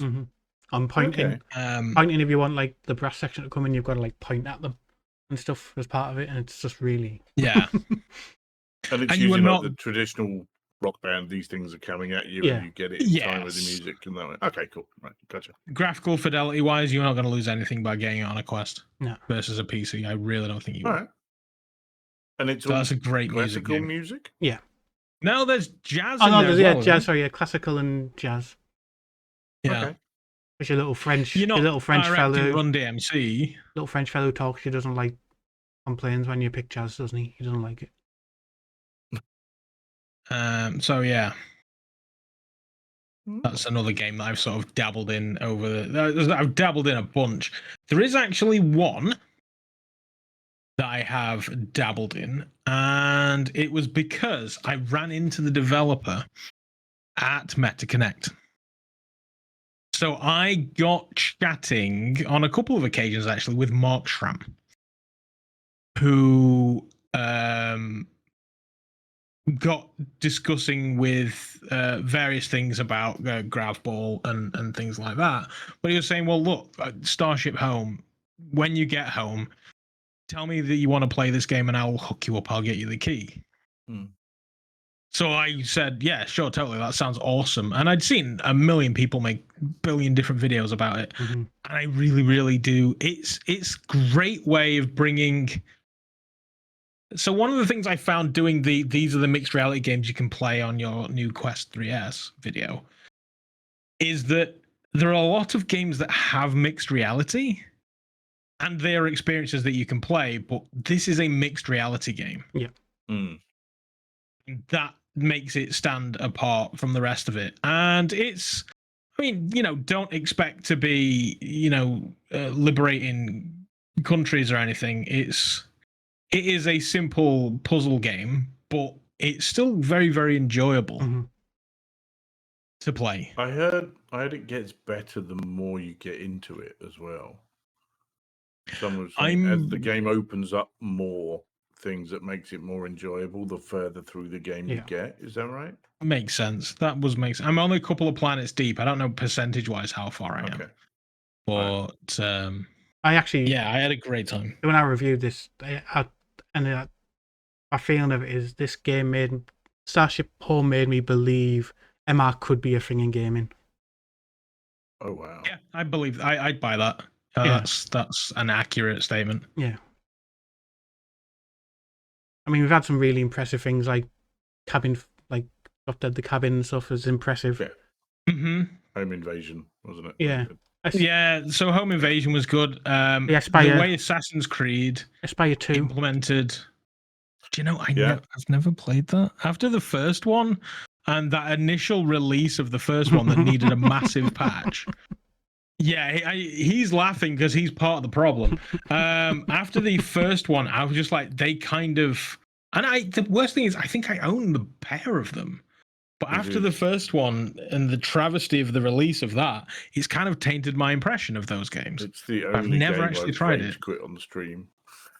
That was hilarious. The first one, I just lost my complete shit with that one. But you'll be surprised now, I did try the second one because I wanted to try the mixed reality stuff. I actually mapped my hole downstairs for the mixed reality because I was like, you need a good space because you need to be able to move around and stuff. It's really. And the thing is that there's only going to be more. So Spatial Ops is coming. The Last Stand is coming, which I've stayed away from the two games because I like to experience the games live. But they both seem to be. They seem to be fairly similar. Talk about it. And releasing on the same day. No, really? That seems a poor choice. I'm sure they're releasing mid-November, the pair of them. I think, didn't they announce today about The Last Stand being launched? Hang on. They did. Talk about yourselves, I'll find out. It was, wasn't it? So I like you, I joined the Last Stand Discord and I won the opportunity to play the game, but I've never actually been given the game. I've prodded them and been like, you told me I could have this thing, but I've never actually got access. But I will be getting access to it soon because I was actually going to speak to you about making a video. Last Stand is officially launching in early access on the 14th of November. Now look up when Spatial Ops is coming out. Window. Now they are decidedly different in that Spatial Ops is a co-location VR game, whereas The Last Stand is actually a multi-location VR game. So I can play against you in a dramatically different location, which I'm really curious to see how they pan that one out. I'm also two MR things I'm looking forward to. Shattered. Where it's like Shattered? Like a horror game where you've got the holes in the wall and you shine the torches into the rooms. Oh yes, and stuff. No, I saw that the other day and was that actually looks really interesting. And there's the other one. My brain's just gone now. Shattered. Laser Dance. I think Laser Dance will be fun. Yes, and that's so delayed for a bit. Yeah. It is. Yeah. So this is another thing. So when those of you who know me, they know that I basically see developers as kind of like my movie stars, my rock stars. And there was one like so. Shall I tell this story? Please do. So again, me and Doc were fortunate enough that we were invited to go to California for the Meta Connect, basically parties. We didn't actually go to the Meta Connect event itself because we're not that sort of content creator for them. They've got their own people, that's cool. But we were invited to come thanks to John Hibbins and SciTech Games to tag along. And for us, it was a vacation. And we got invited to lots of after parties and that sort of thing. So we went to a wonderful event with Resolution Games. And then after that, there was, we're all going to this party now. And we're like, cool. And we're not invited. Are in we'll go. We weren't invited to that party. We're not invited. That was the thing. Is like apparently there was a guest list. Everyone just turned up, whether they're on it or not, and everyone got in, so it was fine. But there was a queue for the bar, and it was quite a long queue. And Doc is standing literally 3 feet behind me, and there was someone in between us. And I turn around in the queue, and a guy in front of me goes, "Buck, really nice to meet you." Now, everyone is wearing a lanyard with a badge because they've been at Meta with their name on it. And I look down, and it's Thomas, who made Cubism and is making Laser Dance. And I was like, "Oh my God, Thomas." And I just went, "Doc's here." Because knowing how much these two guys have actually spoken to each other. And I said to him, "Cover your badge." Because neither me or Doc knew what Thomas looked like before me. I was like, cover your badge. So he put his coat on the badge, and I turn around and grab Doc and go, "I've got someone you got to meet." And he come out and go, "Who are you?" And it was just opened his coat with the name and saw the badge. And I've never seen this man smile as much as he did when he realised who it was. And he was like, "So And Thomas again, he was also just as excited because he really wanted to meet Doc. It was an absolute pleasure to see it. It was wonderful. It was really, really nice. We'd kind of spent all week missing each other, and I went to Meta Connect with a handful of things that I wanted to do. I wanted to cross the very large bridge that they have and look up and see what this bridge looked like. I didn't get to do that thanks to the fog. I wanted to go to an island that's apparently very difficult to leave. I did do that. And I did manage to escape, yeah. And I also wanted to go to M5 Studios just to stand outside and be like, look, I was where Mythbusters was made. And I didn't do that either. But the other thing I wanted to do is I wanted to shake the hand of the guy who caused me so much pleasure and so much torment, because Cubism is my go-to game. If people ask me what should I get on my Quest headset, I always say Cubism, Moss, and then you just figure the rest out. But definitely buy those two games, because I absolutely love Cubism. It was such a crazy notion. Like, it was a crazy whirlwind thing that happened to me. Bol was playing Cubism, and he was about 4 levels in front of me, and he was stuck on it, and I was like, I'm going to finish this game before you do. And he's like, what are you on about? I was like, I'm going to finish this game before you finish this game.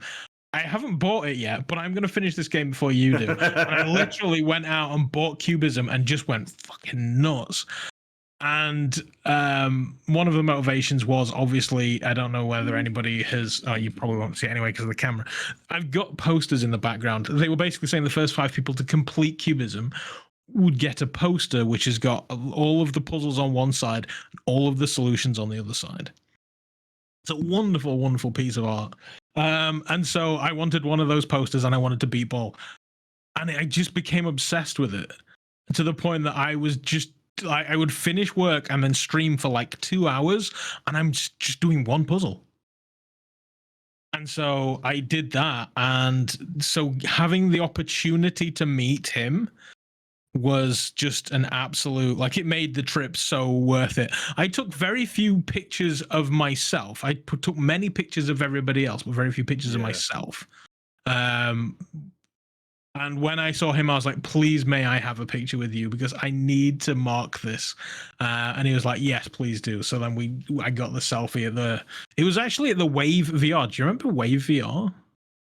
They did the Imogen Heap thing that I was just like, this is awesome. I think it's back. We were literally at their party, dude. Yeah. Good point. So we were at the Wave VR party because it did disappear, and I was always sad. And I said at the party, I was like, please tell me that you have like a recording of the Imogen Heap show, because I want to revisit that. I want to go back over and over again to visit that show. And they were like, no, but. So yeah, maybe I don't know how much I'm allowed to say. I'm actually in the closed beta for the Wave. The problem is they keep saying, we've got a show going on, come and watch it. And I'm like, brilliant. It starts at 1 a.m. on a Tuesday. It's no good to me. Right. I hope you'll have a lovely time. Yeah, we want your feedback on the show. Brilliant. Do one in the UK. So that was a thing. But yeah, so I got to meet Thomas, and it was and the guy is amazingly sweet. And we got chatting about Laser Dance, and he was basically saying the game is pretty much ready, apart from Meta's way of mapping environments is constantly drifting. He cannot get the environments to anchor appropriately in order to actually call it a released and finished product. So because the environments keep they keep updating how they're doing it. So every time they do that, it breaks what he's done, and he's got to go back in and try and repair it with that particular build of it.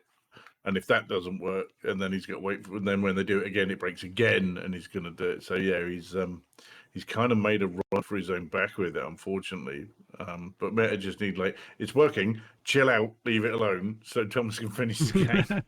Yeah, that's it. So they've just actually released a thing where they're working on anchoring the locations.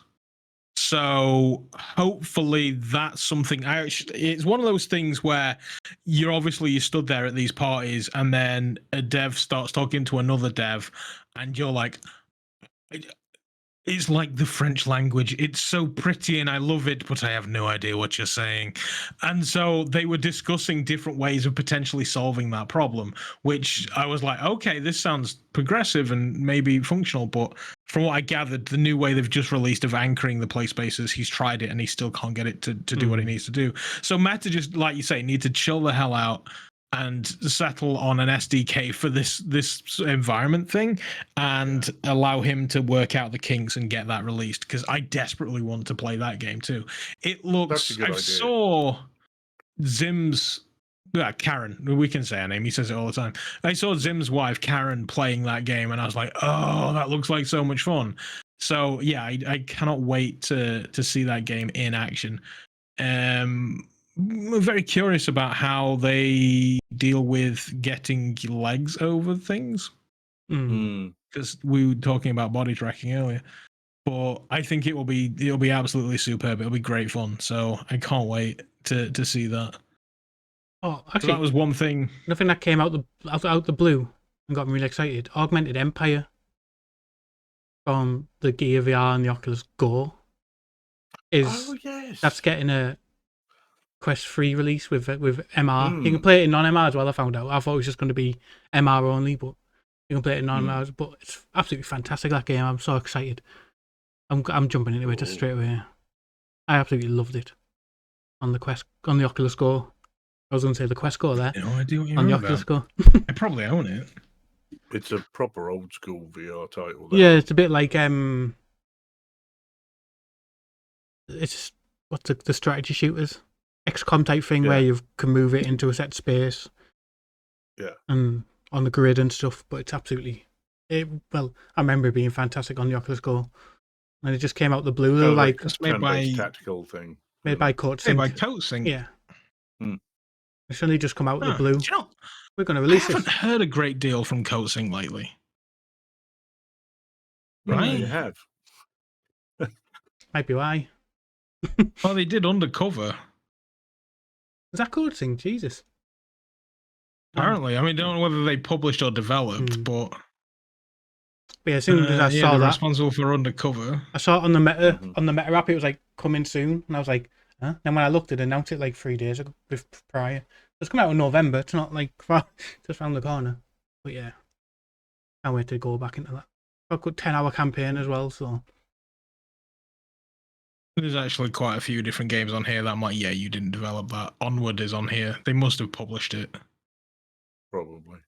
I know they did Shadow Point. I know they made that. Didn't realize they were responsible for They Suspect Nothing. Yeah. That was a game I bought on the Oculus Go and then it's turned up on my Quest list recently. Which is, I mean, to be honest, it's quite genius, really. Like, the big chunk of dev has already been done, depending on how much they're porting it. Could be a great way of getting a little bit of a cash injection, just bringing them back to modern headsets. It was one of the things I was discussing the other day. The Quest 1, you used to be able to install your Go games on the Quest 1 and play them on the Quest 1. And then that disappeared for the Quest 2.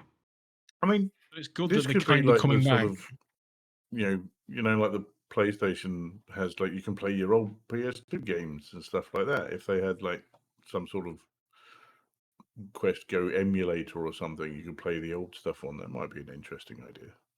I'd say that used to be the case with the Quest 1 and then now modern Quests. There are certain games that I've noticed that have appeared, but then not all of them. So we'll see. Yeah, when they announced that, I was like, oh, excited because I remember loving that. Did they make time stall Coatsink on the Quest 1? Not according to this list, no. No. That was a really good game on the Quest 1. Who did? I'm going to find out. Forcefield Entertainment. Coatsink didn't make these games, but we did help them bring them to reality. Wait, that suggests that all the other games like Esper 1 and 2 and Onward were made by CoSync? I think Onward was That just. can't be right. I think Onward was originally. Onward is developed published. by Downpour Interactive and published by CoSync. Yeah, Yeah, I think it was published Onward on the was Quest. originally one guy, wasn't it? yeah. Yeah, I think also published the Quest version before Oculus Meta bought them out. That's what I thought. Yeah. I figured that would be the case. Fair enough. They're one of the devs that you see the name of and you're like, oh, okay, fair enough. That's, they're one of the good ones. So I look forward to that. Yeah, seeing it for the first time, no less. I think they've updated all the textures and stuff like 4K and stuff on it as well, apparently. So we're getting Nice. a nice new shiny looking version as well. Pretty things. Yeah. But other than obviously the wave party, then we got up to all kinds of different things. So we went out there a little early. As Buck said, we were very, very blessed to have a Sherpa in the form of a Mr. John Hibbins from SciTech Games, who was like, okay, we're going out early. I'm going to go to the Wine Valley for a few days just to get a few bits done. And then from there, we're going into Palo Alto proper for the Connect. There is basically sleeping arrangements. If you want to come, just grab a plane ticket and you'll be sorted. I was like, all right, cool, let's go. So we did that. We had a bit of a fun time off in the Wine Valley. It was it was a magical few days in the Wine Valley. Like, it was way more than I was ever expecting. I had a great time. But then the VR side of things, anything VR we did there was just like we would literally just be sat on a porch and then John would be like, "Oh, they've released this new aquarium thing on the Quest Home." I was like, oh, let's give it a go. And then we passed the headset around and be like, oh, that's pretty cool. And then that was it. That's essentially all the VR type stuff we did. But then we went into the city proper. And so one of the first nights we had the SciTech party.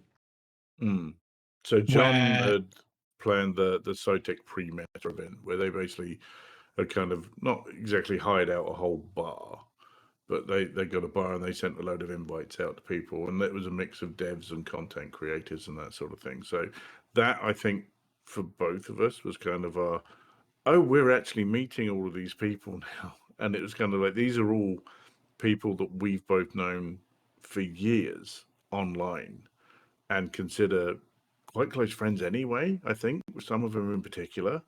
And it was just to actually see them in person next year. And again, I was quite surprised by some people like, oh, I'm not sure what they're going to be like. And it's like, wow, some people really surprised me how really nice they are compared to what you think they might be and that sort of thing as well. Was Blair there? Yeah, it was really, really good. No, Blair didn't make it to MetaConnect. Although there was rumor that they were going to be there, but then no, I didn't. Yeah, didn't see anything of Blair. I mean, I've actually spoken to Blair recently, and he was like, it didn't make financial sense for him to go this year. That makes sense. That makes sense. He's currently got a game that's in eternal development. Why spend money going somewhere for no reason? Unless, of course, it was to gain financing. But I can't imagine Blair would do that for some reason. You can't go to Kickstarter and then go to Meta with your hat in hand and be like, ooh, can you help me finance my game? I can't imagine they would be too pleased with that. Especially when he's actually making it for the PSVR 2 as well. Yeah. Well, I mean, to be fair, people get financed by Meta that don't just release on Meta. Maybe. No, it flat out is accurate. So first proper night in Palo Alto was that particular party where loads of people turned up. So technically, the first proper night was the night prior to that, where we ended up in this awesome bar. That's right, just full of arcades. Yeah. Which all took quarters. I was like, they didn't charge us to get in, but the drinks were ridiculous. But then they had arcades all the way around the walls. It's California, so it's. I know, but they were still fucking ridiculous. I think it was like $30 for 2 drinks. They were good drinks, though. They were the old fashioned you had was apparently fitting. That's pretty special. That one, that was good. But yeah, they had all 80s arcade games there. So they had House of the Dead, and there was a room full of pinball machines and all that sort of stuff.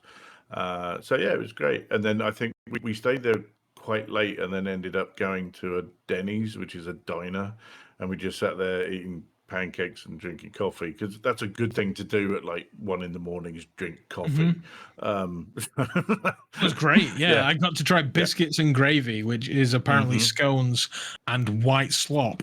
It was tasty. It was fine. Everybody was shocked that they ran out of sausages. That was the first night we met Vivian for the first time. Yeah. Oh yeah, I was on a food discovery journey. But yeah, we got to hang out with Vivian. That was your main thing, wasn't it? Is I'm going to eat all of the food that I can while I'm here that I can't eat while I'm at home. That was what your main plan was. I've literally I've lost 8 pounds since we got back because nice work, I just ate that much. I've done nothing to help with that. I was eating that much in America that I came back so fat. It was brilliant. But yeah, so that was the first time we met Vivian. Vivian is just a ball of sunshine. If you ever get a chance to interact with Vivian, it's VR Chazen on Twitter. Yeah. She is just amazing, and your life will be infinitely better if you have her in your life. Of the Kilettos, isn't it? Which is the all-female and the Hive streamers team. Yeah. Rest in peace, Altspace and the Hive. She was doing this before it was cool. She was having VR talk shows before it was cool. I think I was on a few episodes of The Hive where we were playing just mini creative games and stuff. It was good. Yeah, she's amazing. So yeah, we met her first. Then the second night we did the side tech thing where I got to meet. See, there's a good few people I already knew, like Alex and Harry, the Skeeva. So I got to hang out with them. You met before. Yeah, that Zim guy. To be fair, Zim was staying with us in the house, so yeah, we literally been living together for the last 4 or 5 days. So yeah, there was Zim there. Mike, then that was the first time I saw Mike of the trip. Got to hang out with Mike.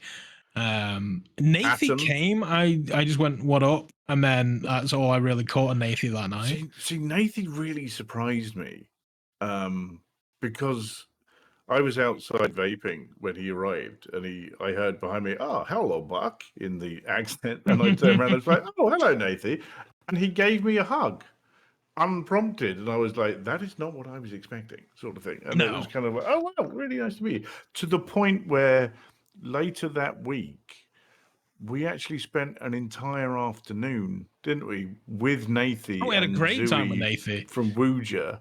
Just hanging out. We went to Google, where I bought a new phone because I treated myself while I was there, and and it was just looking around, and he was lovely. It was great. It was really, really nice. But back at the party, Atom was there. Atom Bomb Body. Atom was there. Yes, she's incredible. I've seen Atom, socially from afar on the internet and whatnot. But I'd never really interacted with her. And I'm stood there at the party and I'm chatting to somebody, and then somebody taps me on the shoulder and says, "This isn't a butt plug." And I'm like, okay. And then I look up, and then just the red Bob is looking at me with a big cheesy grin, and she's passing me a small atom bomb, which I wish I had on the desk right now, because that would have been a good thing to do. But she passes me a small 3D printed atom bomb. And I was just like, "Oh, this is cool." But what an introduction to somebody that you've never met before. This isn't a butt plug. But that's what she said to me. I remember she said it. She took it out and looked at me and went, "This is not a butt plug." And I was like, "Well, it is if you try hard enough," is what I said to her. But I think that was just kind of the moment I instantly fell in love with Atom at that point. I was just like, "Oh yeah, no, you are. Yeah, we're fine. We are totally fine." Fantastic. But the next time that we met, lots of people, so we did actually get to go to the Meta Campus. We were invited by Resolution Games for their Spatial Ops event that they had, and we went to the Meta Campus. You have to sign in. You are escorted by security to where you're going. like that. And to be fair, security was lovely. She was absolutely charming. She was very, great. very friendly. Clueless about VR, but Yes. she was great. That's not her job, so it's fine. So we walk into the area that we are, and we look up, and there's GT sitting there, and he was there straight away, and then throughout the evening, as the event starts, more and more people are coming in, and if we to reel off names, you've got Steve Knows, you've got Nacy, you got Techmanju, you got Tyriel Wood, Cass and Cherry, Eric Hartley, Kaz and Cherry, and there was one point where I was standing next to Doc and I looked at him and I went, "Did you have massive imposter syndrome right now? Because I do." Seriously, why am I here? That was one of always the big things of why am I here? Like, I'm not going to the Meta Quest event. I'm not going to the Meta event. So you think, why am I here? But then you start doing different bits and bobs, and you're like, oh yeah, I'm here because this is fun as all hell. But that was one of those things where the question didn't really have a decent answer. Like, I don't know why I was there. Yeah, it was, how have I managed to con my way into this room, is what it felt like. It was. It was a fantastic evening, and that was we all just piled out of one party and into the next one. So your story about meeting Thomas, where your face lit up in the way that his did as well. So I had that same experience, but with Tyriel, because Tyriel and me used to chat. He used to come to the race night that we do, and me and him used to spend like an hour to 2 hours after the race night just chatting about F1, because obviously I used to work in that, and he had a big affinity for it. And he was standing, actually looking at his phone, and I managed to get in front of it, and Steve Knows was standing next to him, and I reached out and just tapped his phone, and he looked up, and his whole face just lit up, and Steve just went, "Look at his face!" sort of thing. And again, massive hug, lovely to meet you, and that sort of thing. Yeah, it was great. It was fantastic. There are so many people in the VR space that we met that week, and there are so many people that you kind of feel like may be a dick. Or a few people that maybe have the right to be a dick. Yeah. And yet, I didn't meet a single one of them. Everyone Not a one. Incredibly welcoming. And also, I'm so glad you're here, which is a weird thing to hear from this side of it. So... Yeah, it's one of those like, oh, you big, me small. I don't. Why can I? But it was just... everywhere you went, it was just family. Everywhere. It was so odd. So, just remember, at the Wave XR party, I spot in the corner Denny from Cloudhead. Yeah. And I was like, I've got to go and say thank you, because when I was streaming, Pistol Whip was like a very big part of my streams. And I sort of sauntered over, and he's talking to someone else, so I don't want to interrupt. And as there's a slight lull in the conversation, I just went, "Yeah, sorry, excuse me." And Denny from Cloudhead Games looks at me and goes, "Oh, do you still have the exercise bike? Because many years ago, I did a stream, well, it wasn't a stream, it was a video, where I played Pistol Whip on an exercise bike." And I'm sitting there going, "You watch that crap?" sort of thing, which is just a bizarre thing to hear from someone who's had that much influence on what you have done, streaming and that sort of stuff. But no, yeah. And everyone was incredibly gracious and kind and wonderful, basically. I couldn't have asked for a better holiday. That was the thing. It was there are people obviously that had a free ride from Meta, and they got free fancy glasses. Yeah, but they had to work. They got access to all kinds of stuff, and they got to chat with all kinds of different people, and they got to watch people put on AR glasses that nobody else get to try. And I feel like I had a better time than what they did. Well, I think a good example of that is the day of Connect. So we're obviously not getting interconnect, so we're going to watch it. Yeah, we're going to watch it on our phones. So we decide everyone's staying at this hotel. We're going to go and sit by the pool of that hotel and watch it on our phones. That's cool. So Connect starts, and we're sitting there watching it on our phone. And about 5 minutes in, all of a sudden, this massive iPad goes on the table, and this voice says, "Do you want to watch it on a bigger screen?" And we look up, and it's Mike. And we're like, "Shouldn't you be at the thing?" Sort of thing. And he was like, "I've been up all night editing video for this because we've got a contract where we have to release this there because I'm just tired." And I'm like, "No." So he sat down at the pool with us and watching it. And while we're doing that, Nathy turns up and we end up watching it together. We're all chatting away. And I think someone else arrived as well. It's Alex Zooey Milland. Yes, Alex turned up as well. Yeah, From Zooey Between from Realities. Bruger. Yeah. Yeah, so we just had our own little watch party at the Sheraton Hotel, just watching the Connect from there. And like I say, we were just, lap of luxury. We're just like ordering burgers to the table and just watching Mike did disappear, though, if you remember, because I think someone texted about they're giving away the Meta glasses. Yeah, and Mike was like, which he was just like, I want to check these out. Now, the thing is, I think that was actually a bit of a hush hush. I don't think he went to get the Ray-Bans. No, because he was fortunate enough to actually try Orion. Yes, and I think that's where he went. Yeah, he just didn't know if he could tell anybody he went to try Orion. Which is fair enough, Yeah. So, he disappeared, but then we ended up hanging out. Someone we haven't mentioned that we did meet, and I'm going to be honest, these are now some of my favorite people, is Tribe Grey Wolf VR. The Tribe, so that's it. I first met them at the SciTech party, and they are just a ball of just joy and energy. Yeah, a pair of them. Yeah, I know me and Buck had a conversation at the weekend, and I said, like, that's one person I'd love to meet, because the full of energy when I used to go into Neos with Tribe a lot. He was full of energy in that. I was thinking, I just kind of real life, I just think he'd blow my mind. No, those two are they're a complete experience that everyone should get because they are just amazing. Well, they said next year we should go back and they're going to take us shooting. I was like, that's odd, but okay, let's totally do that. It's just such a surreal. The whole thing, it was, as I say, it was just so weird and surreal. And I sat there buried in my phone the entire time, not because I wasn't paying attention to what was going on and I wanted to know, I was playing Candy Crush or something.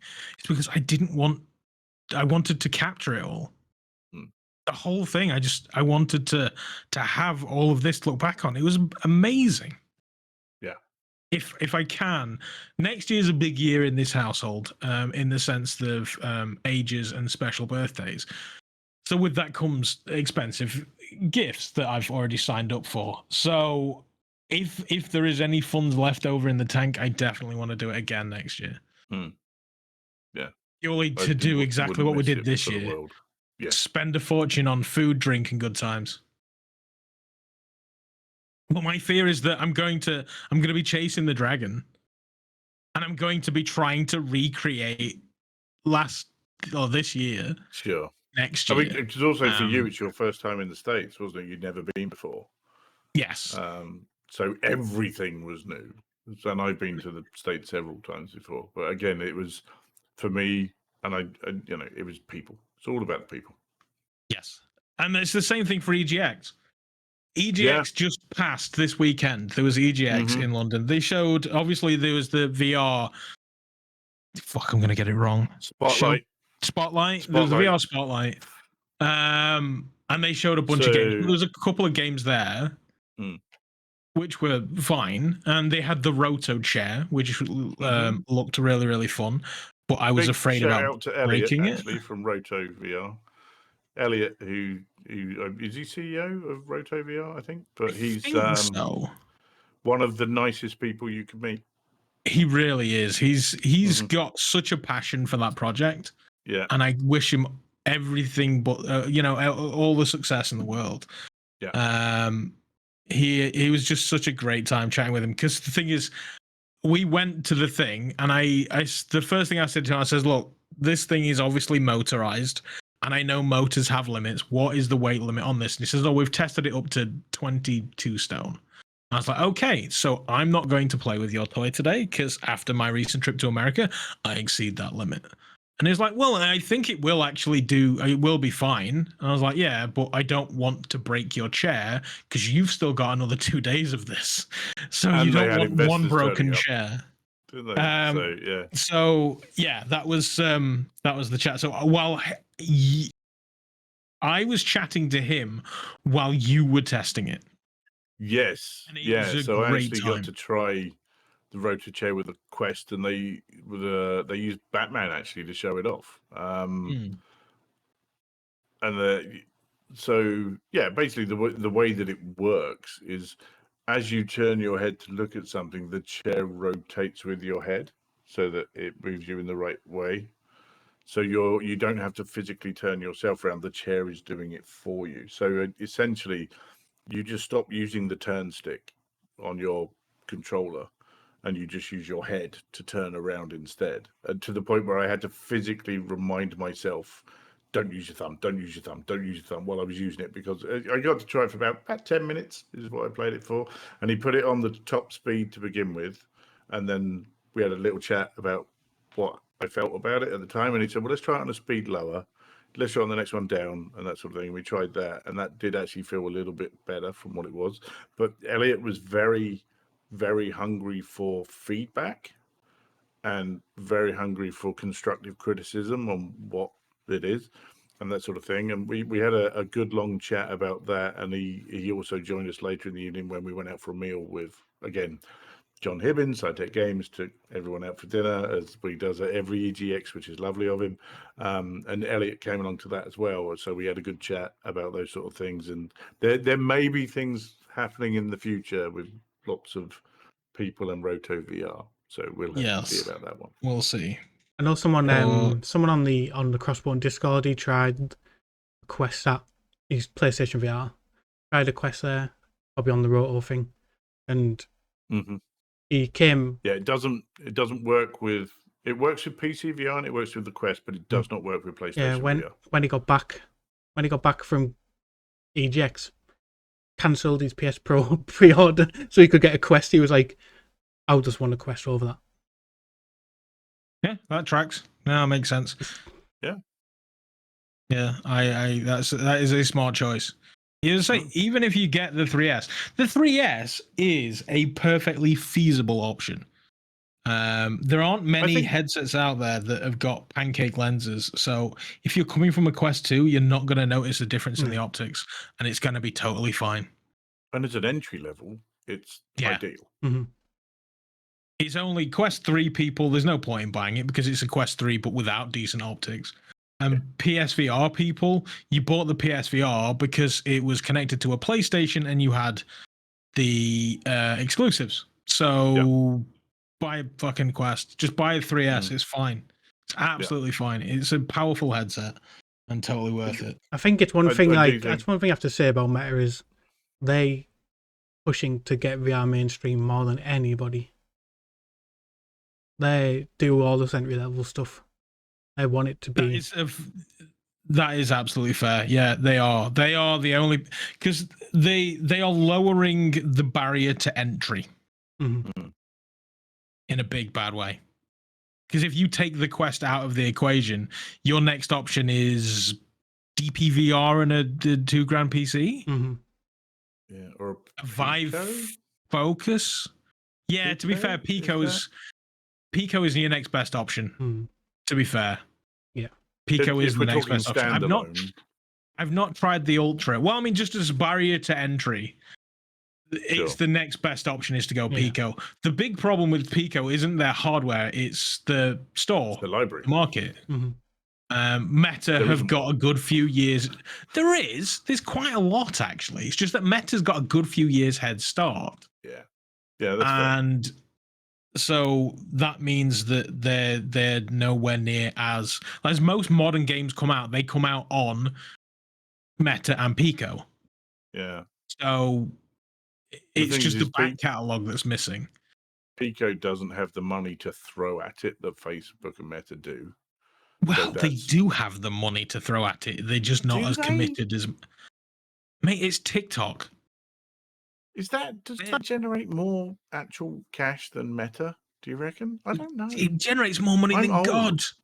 I'm old. I don't understand the TikTok thing, so it's fine. TikTok is incredibly wealthy. Yeah, make no mistake of that. It's just there's a few potential issues. Number one is that Pico isn't actually massive in the West. Mm-hmm. No. So there's a huge market there that they're not part of.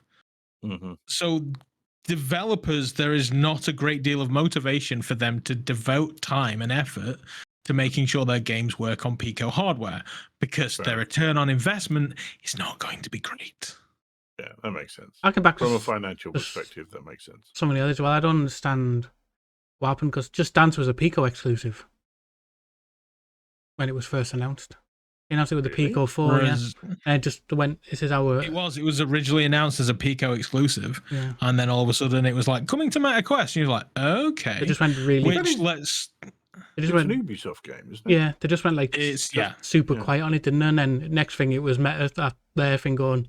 Oh, it's exclusive to Meta. It's coming to Meta now. It's exclusive to Meta. It's like, what happened between that? I wonder if it was an Ubisoft and Pico game.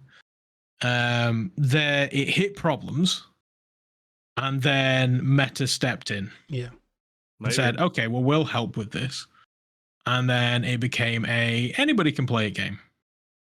Yeah, possibly. Certainly possible. Probably just went to them and said, "We can make it exclusive, and we've got this player base. Like their player base is massive. Like You have to remember Ubisoft's track record with VR is not exactly stellar either. No. They had Transference, which was creepy as all balls, but nobody played it. There's the space shooty game that Space Junkies. They completely ruined the pricing on. It was good, but the pricing was ridiculous. Star Trek. Bridge Crew? Yeah, Star Trek. Bridge Crew was theirs. Werewolves of In. And that was fantastic. Werewolves of In, the less me and Doc talk about that. Werewolves was... That was before its time, honestly. Like, Werewolves Within... Kids, Werewolves Within is Among Us. Yeah. But ages ago. Yep. You're playing a game that existed a long time ago. Did you know there's a movie that was released in the last few years that is based on Werewolves Within? Yes. Not seen it. Refused to watch it because it's going to be fucking terrible. No, it's pretty good. Oh, I enjoyed it. It was good fun. Yeah, me and... So yeah, that game exists. Man and Doc's last experience Werewolves thing was sitting in a lobby waiting for someone to join us for hours. I was there. Oh, you were there, weren't you? Yeah, you were there. Yeah. We literally needed one more person. Yeah. And I remember someone losing their shit going, they always do this. Why do we bother? Yeah.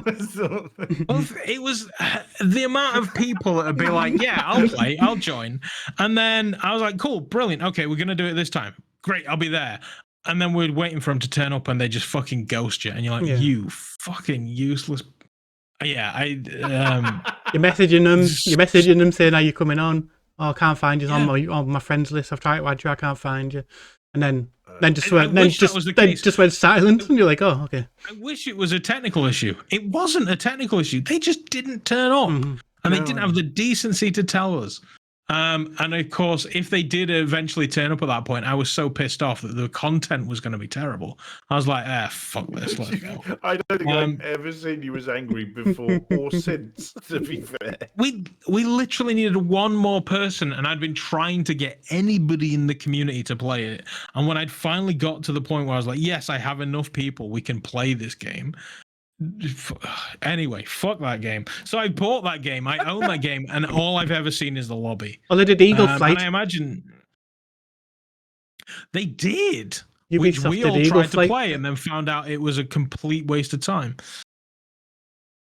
We all bought it when it went on sale. It was like Yeah. ball, And we couldn't multiplayer it. and then you could do multiplayer, but you were in different lobbies. Like you didn't see each other. It was just like You you were were playing literally it on your playing own at the same time. Yeah. It was Yeah. pointless. Yeah. Yeah. And we ended up pivoting to God knows what instead. Was that when we played Windlands? Or was Windlands intentional? No, Windlands was intentional. Yeah. I can't remember what we played. I can Yeah, probably we ended up find out, but last I'd have second to go we pivoted. way back in my channel Mhm. to find that. But yeah, that was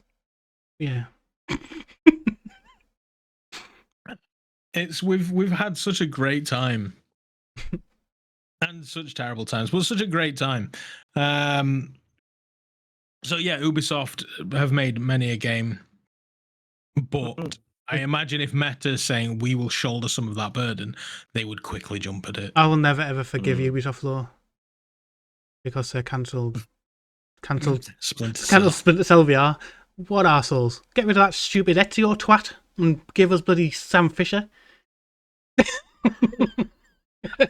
I know which one I'd rather play in VR, and I think they made the right choice. That was quite a contentious game, though, wasn't it? It was like it was very Marmite. People either loved it. Or hated I actually it. loved Assassin's Creed. I can't mock them for that, but I don't know anybody who disliked Assassin's Creed. Oh, I know a few people that were like, "Nah, it's rubbish." Oh, okay. Yeah, they're out of their fucking mind. he's just not. for He's you. just not Sam Fisher, fortunately. That's fair enough. Instead, we got stuff did like we get here? Amphibia. I don't know. We just talked about Ubisoft. Just Dance made by Just Ubisoft. Dance, yeah. That's how we got Yeah, there. that's how we got there. We've gone from that to Sam Fisher and Paul being incredibly annoyed about it. So. Yeah. Well, I mean, start a Kickstarter, make your own magazine, and then they'll tell you they never want to touch that game again. It's kind of like, wasn't it Aspire 1 was going to fill that void? Yeah, and so it's was Panther VR. What went on Kickstarter. Oh, God. I back that shit. I backed Panther. I played it for about 20 minutes too. I've never touched it Well, since. you don't need to go back to studio, shut down, and even finish it. Yeah, that makes sense. It's a shame, though. but it makes sense. It is a shame when people put Yeah. that They amount followed of their work dreams, into they stuff. swung for the fences, and Yeah. points for trying. No, absolutely. I mean, 5 like points. you've said before, like you've said before, it's like every game they made is better than the one any of us have made because Yeah. we've never made one. Yeah. So, you know, Exactly. Exactly. you can't really not give them that. Make a good one, please. Hey, one man's trash is another man's No, I trash, know, I but know. they paid for it, so they'll just whack it to the hilt. Like PlayStation VR. I'm no, don't come for me, people. I'm only joking.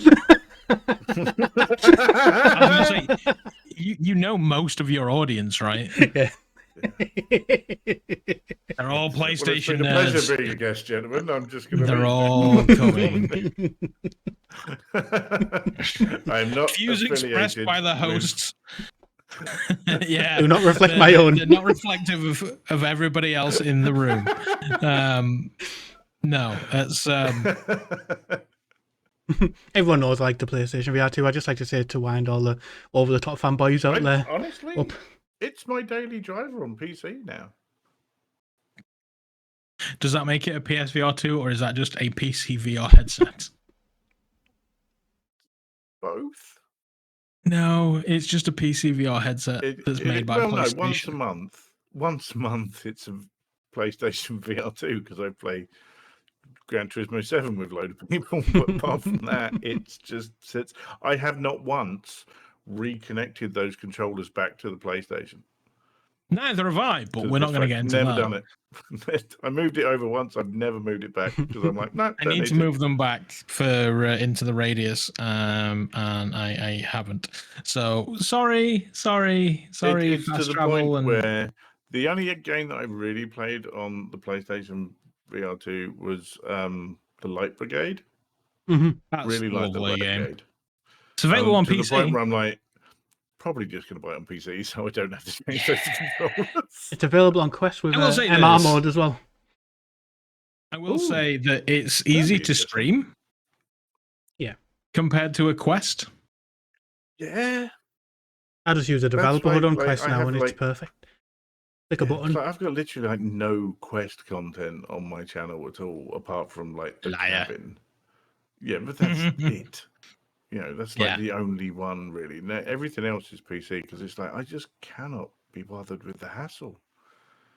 It's a pain in the ass to try and do that. Although saying that, there is a new stream directly from the headset to stuff thing, isn't It's there? not that And I'm new. It's just kind gotten a lot better. Okay, so I haven't tried it, so maybe I should try that out and see what it's like, and if it's easy. But then the thing for me will be battery life. It's like how long is that Yeah, going to last? there is and that. Sort of thing. Yeah. There is that. But you could plug it in and play it with a cable. True. That's what I But do then if why I'm am I making using a Quest? content or streaming it. I'd use the cable and then use the Meta Developer Hub and the casting option on that. See. Yeah, I wirelessly cast and use a battery strap. Okay. I've probably That's got fair. 10 in this cupboard if you want one. You were gonna have my Bobo until, tragedy. I'm good for a strap. I've got my Zyber strap. I'm quite happy with that one. It's fine. It's just it doesn't have the battery. So yeah, Well, that said, I mean, 2 hours is long enough anyway. Mm-hmm. pretty much. Yeah.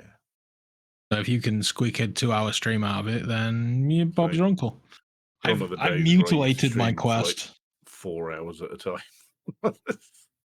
I've left my Quest on charge constantly for like the last year, so my streams generally go for about an hour and a half.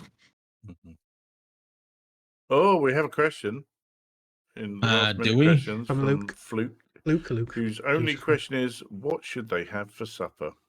One, you're Jeez. clearly older than I am because you called it supper. Vast Is it quantities dinner? of cheese.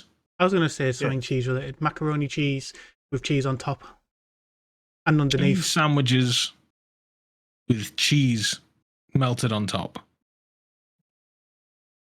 Sweet dreams, Fluke. Enjoy.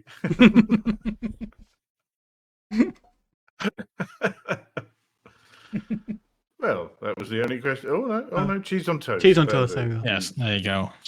So we're gonna step aside Gordon Ramsay. We're gonna end here with Buck. He's gonna announce something that he's bringing to his channel, which Yes. So off of the back of MetaConnect, it's kind of reignited my I should probably make some content stuff. So for the last probably the last month, and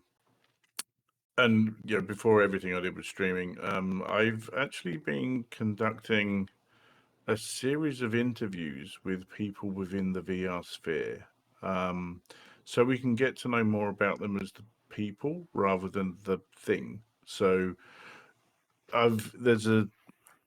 basically I've created basically a bunch of interview questions, and they're in 3 different sections. And the first section is to get to know the person and learn a bit more about them. The second section is talking about VR and gaming, because we have to, because that's how we all know each other.